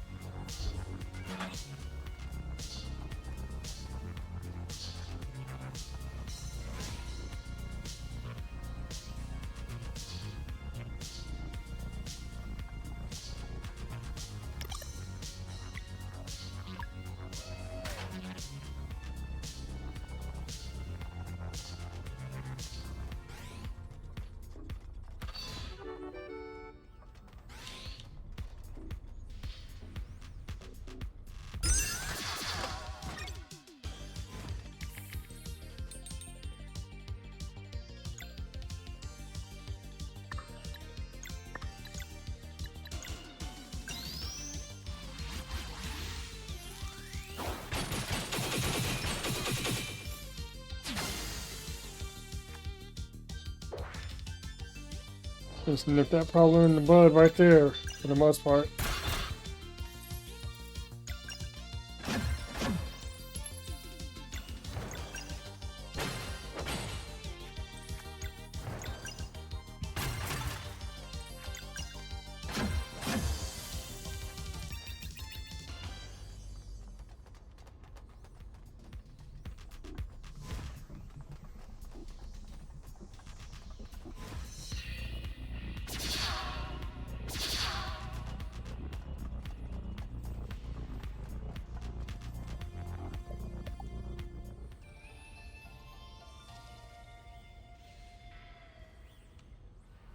Okay.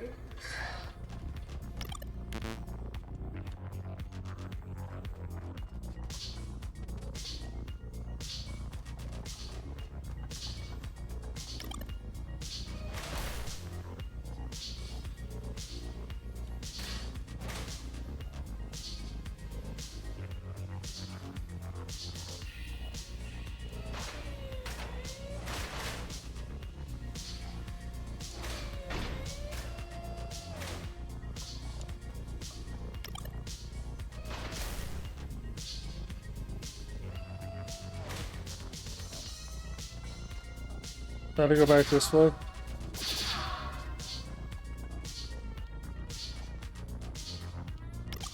Oh yeah, the fabricator here.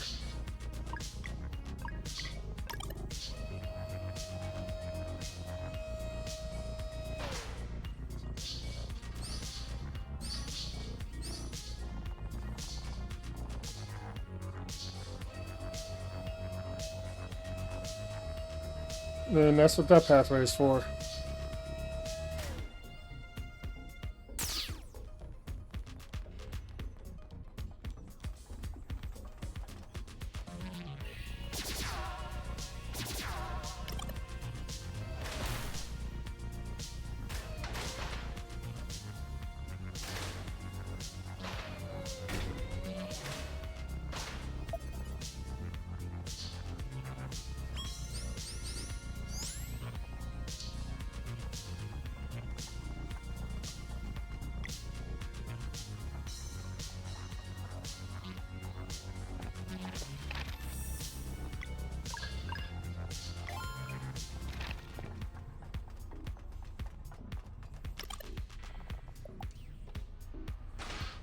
I didn't even see what it said.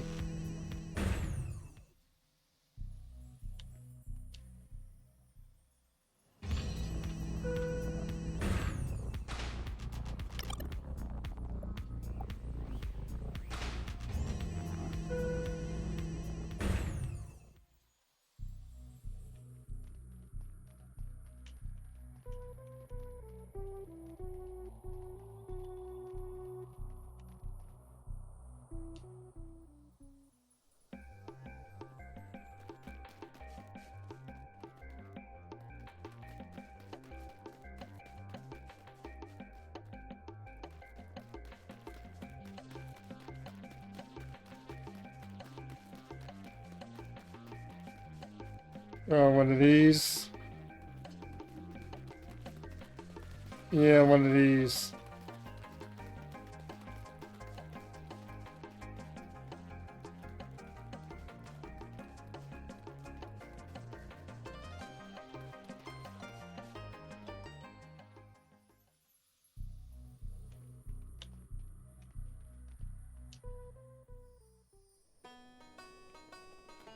I don't know what the fish here even look like.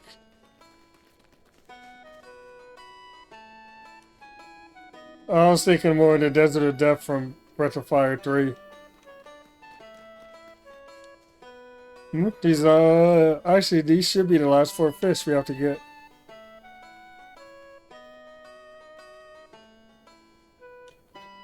And there is something over here. I feel like this water will be toxic.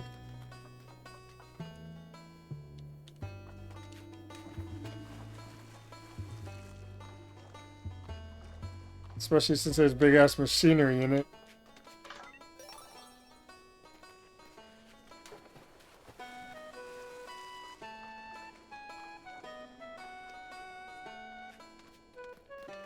But I'll probably do some fishing, get to Sarai's village and look around, see where we have to go next, and then I'll probably stop there so I can start early tomorrow.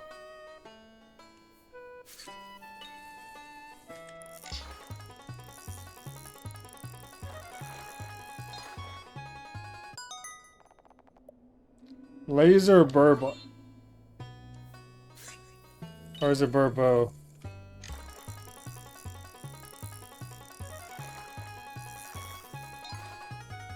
The fuck are you?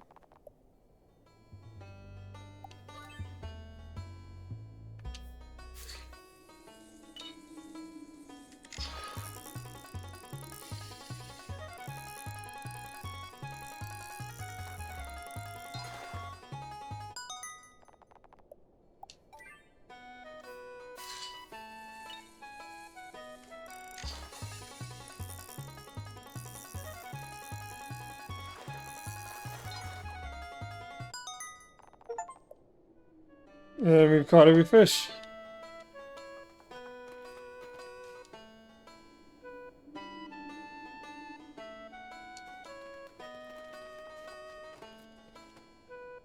Not able to do it with Girl, unfortunately, but it is what it is.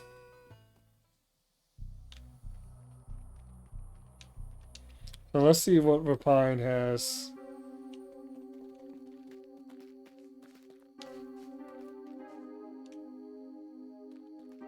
And they're really actually making me, like, run over these damn dunes.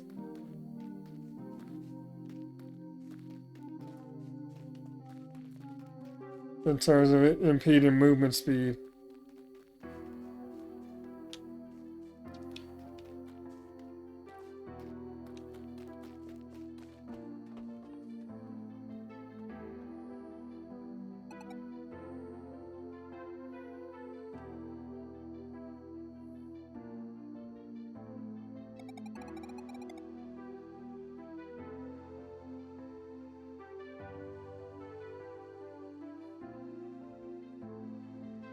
Girl would be something, alright.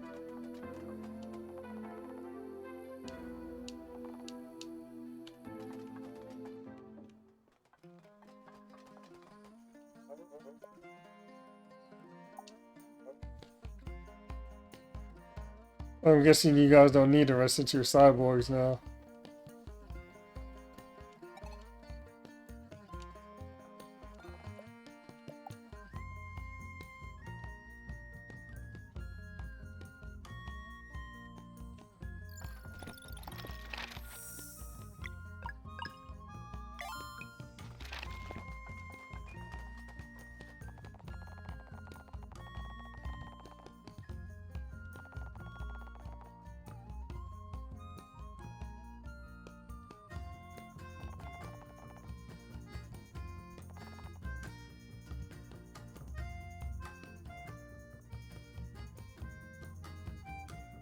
Okay.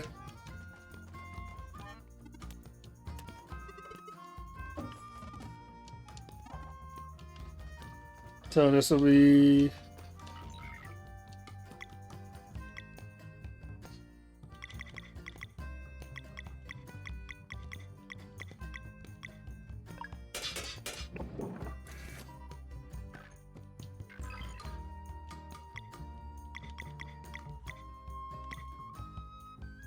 I would say hearty stew is warming.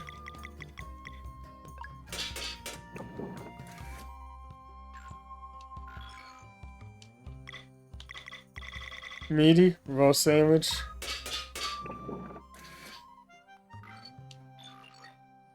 Light. How about a basic salad?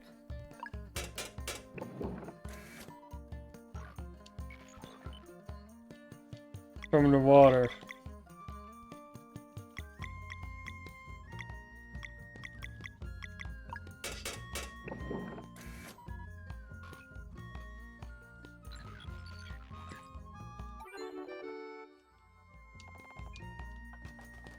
Huh?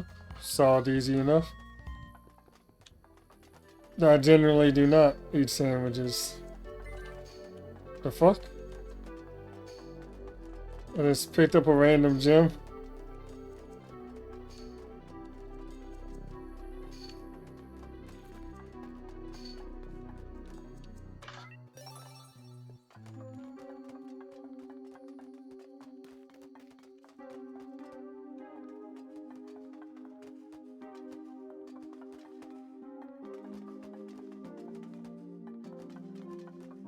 So in that underwater village, there's a girl that collects them and keeps a running tally.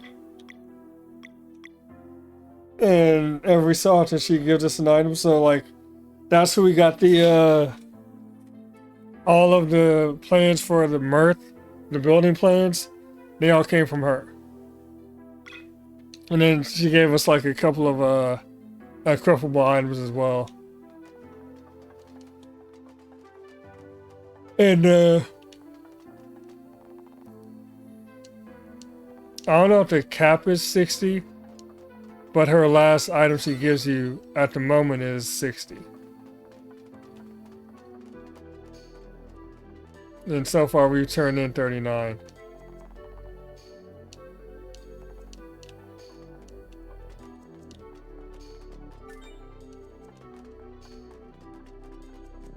And there's 3 more rewards, including the one at 60.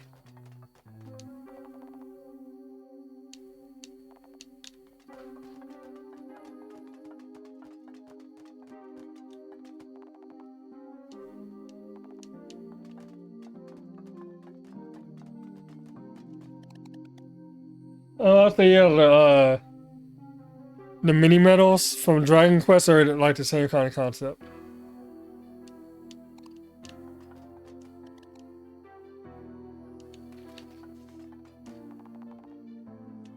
Damn, they really did fuck these people up.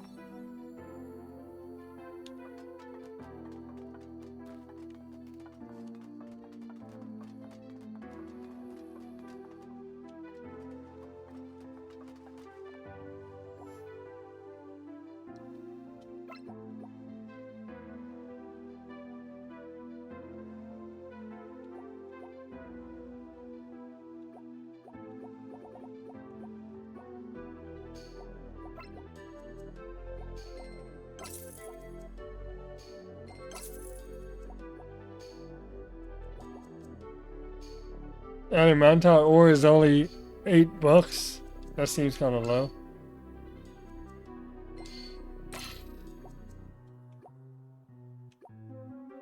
I feel like I'm gonna get one of these because I'm gonna have to give it to like that dude, that French dude.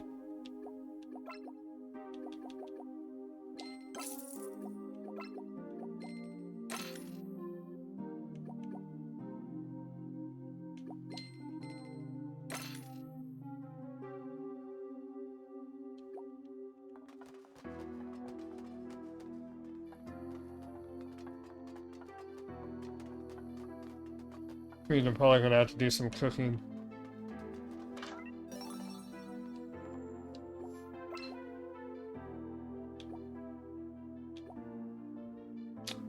And I need more money.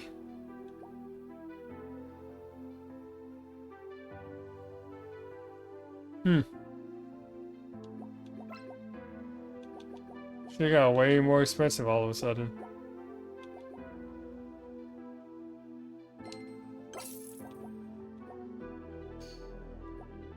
No, hold on to those two.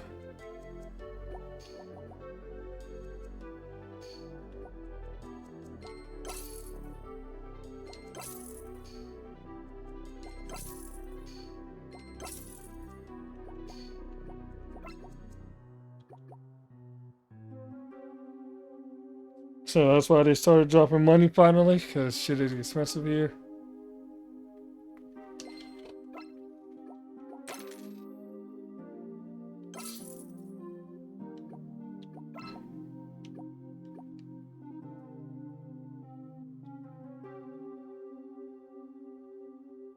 Yeah, you can say that, Danny.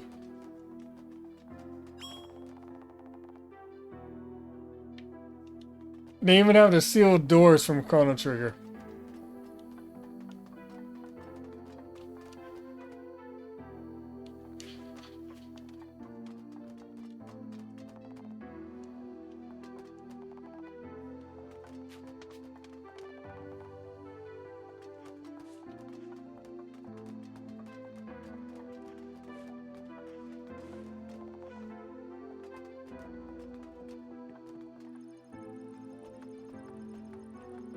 No, I was expecting Sarai to have a mom waiting for her. It was really just her.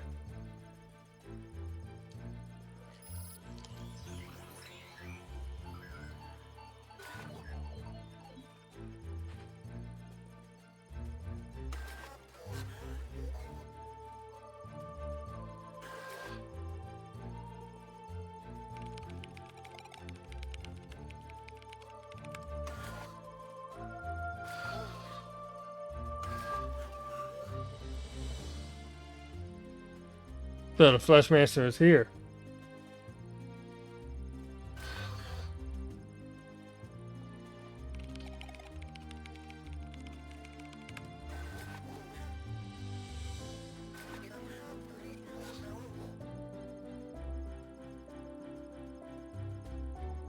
So I guess that's Erlina.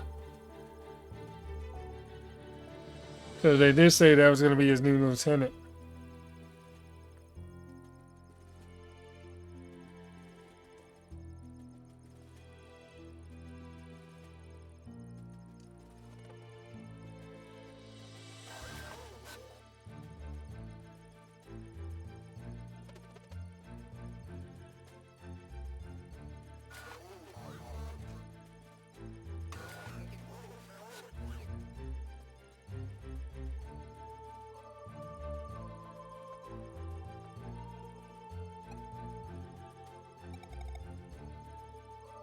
That face still fucks me up.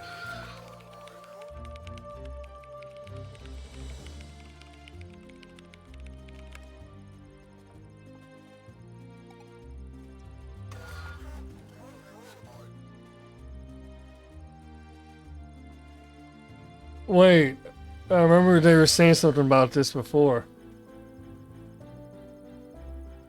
The dead of a forgotten race. Yeah, that might be whoever this is.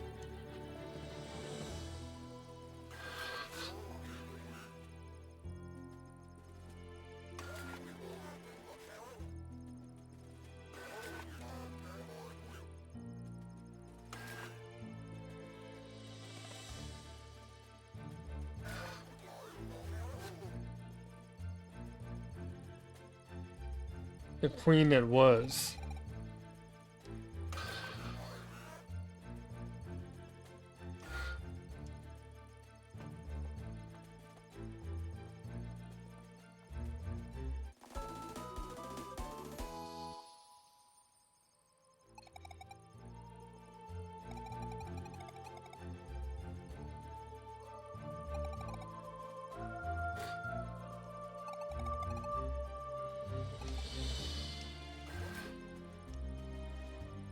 Yeah, what's this Dweller of Dread?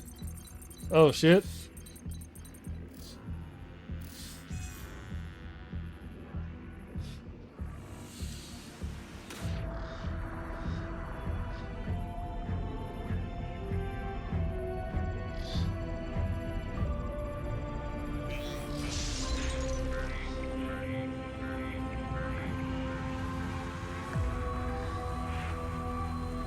No, that's nasty.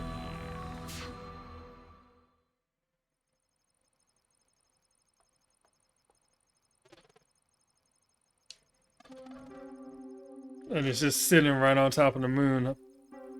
Okay.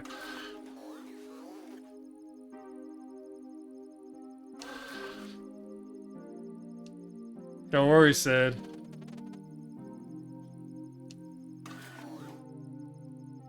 Thank you for telling me how to breathe, Sid.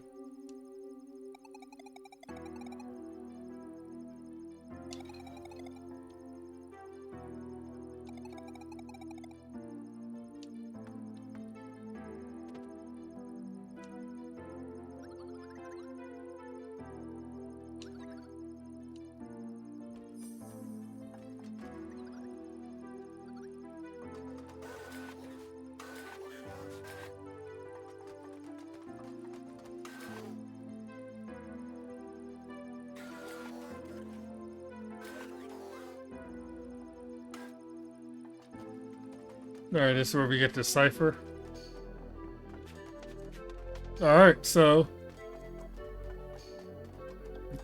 yeah, looks like that's the deal tomorrow. Going to the Desert of Death.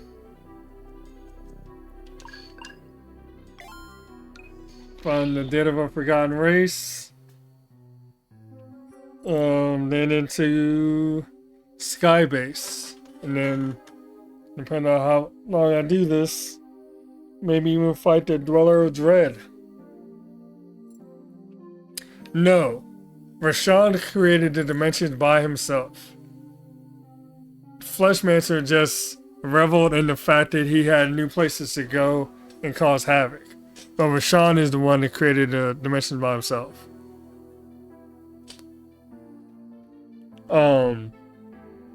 Both Reread and the Fleshmancer acknowledged that Rashawn is actually likely way more powerful. He's definitely more creative and innovative. Like when he did the time stopping by looping the same nanosecond or whatever it was over and over and over again.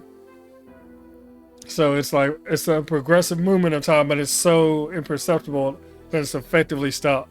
And Aphrodite didn't think it was possible until he saw it happen.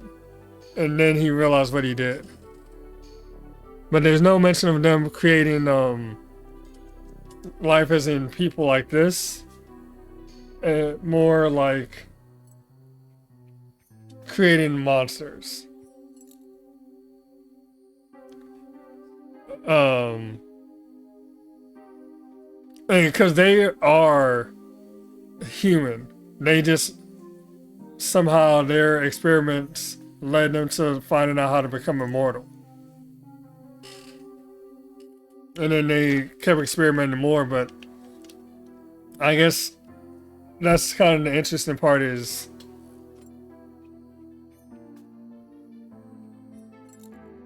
they became powerful enough to become immortal and to start creating monsters, but they don't, I don't know that they can kill each other or themselves. So what Aphro seems to want more than anything is basically to die. Like he's just tired of all the immortal bullshit, I guess. So he's taking it out on everybody. And it seems like he's doing it to kind of force somebody into getting powerful enough to kill him. Because he was intrigued at like Rashawn being like, oh, these two have potential.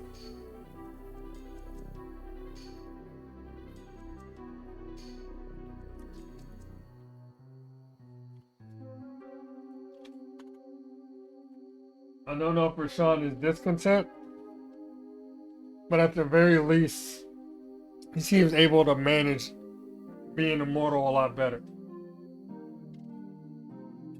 You know, he kind of had the depression look when we first came across him, but that's kind of where it is.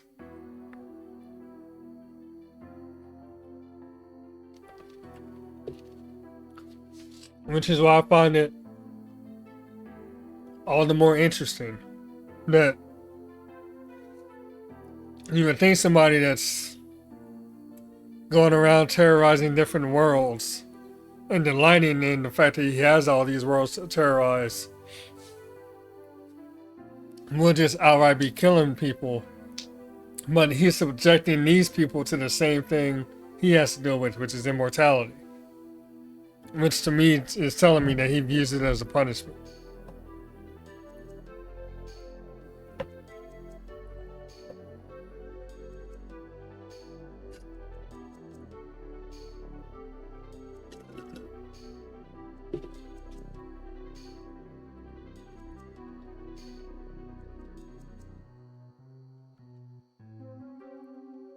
And here's a Ray message for Smiles.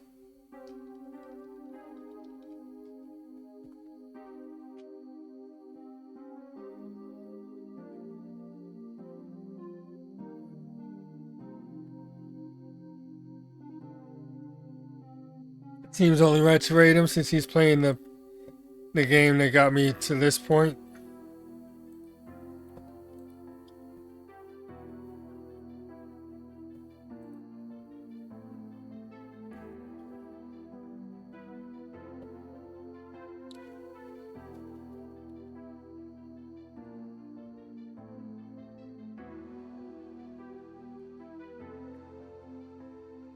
Ugh.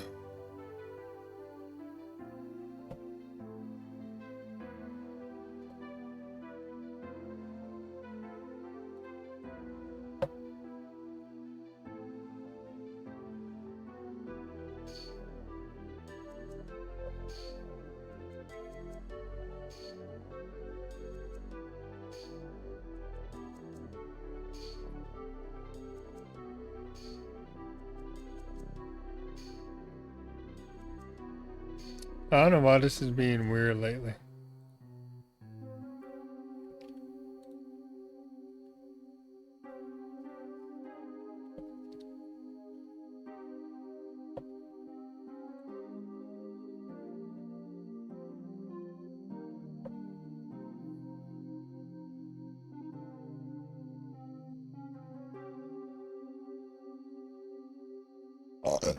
Excuse me.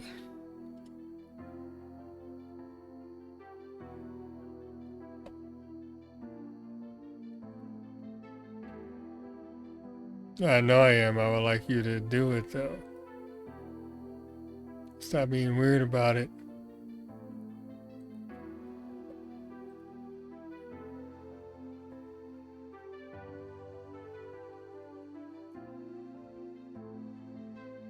There we go.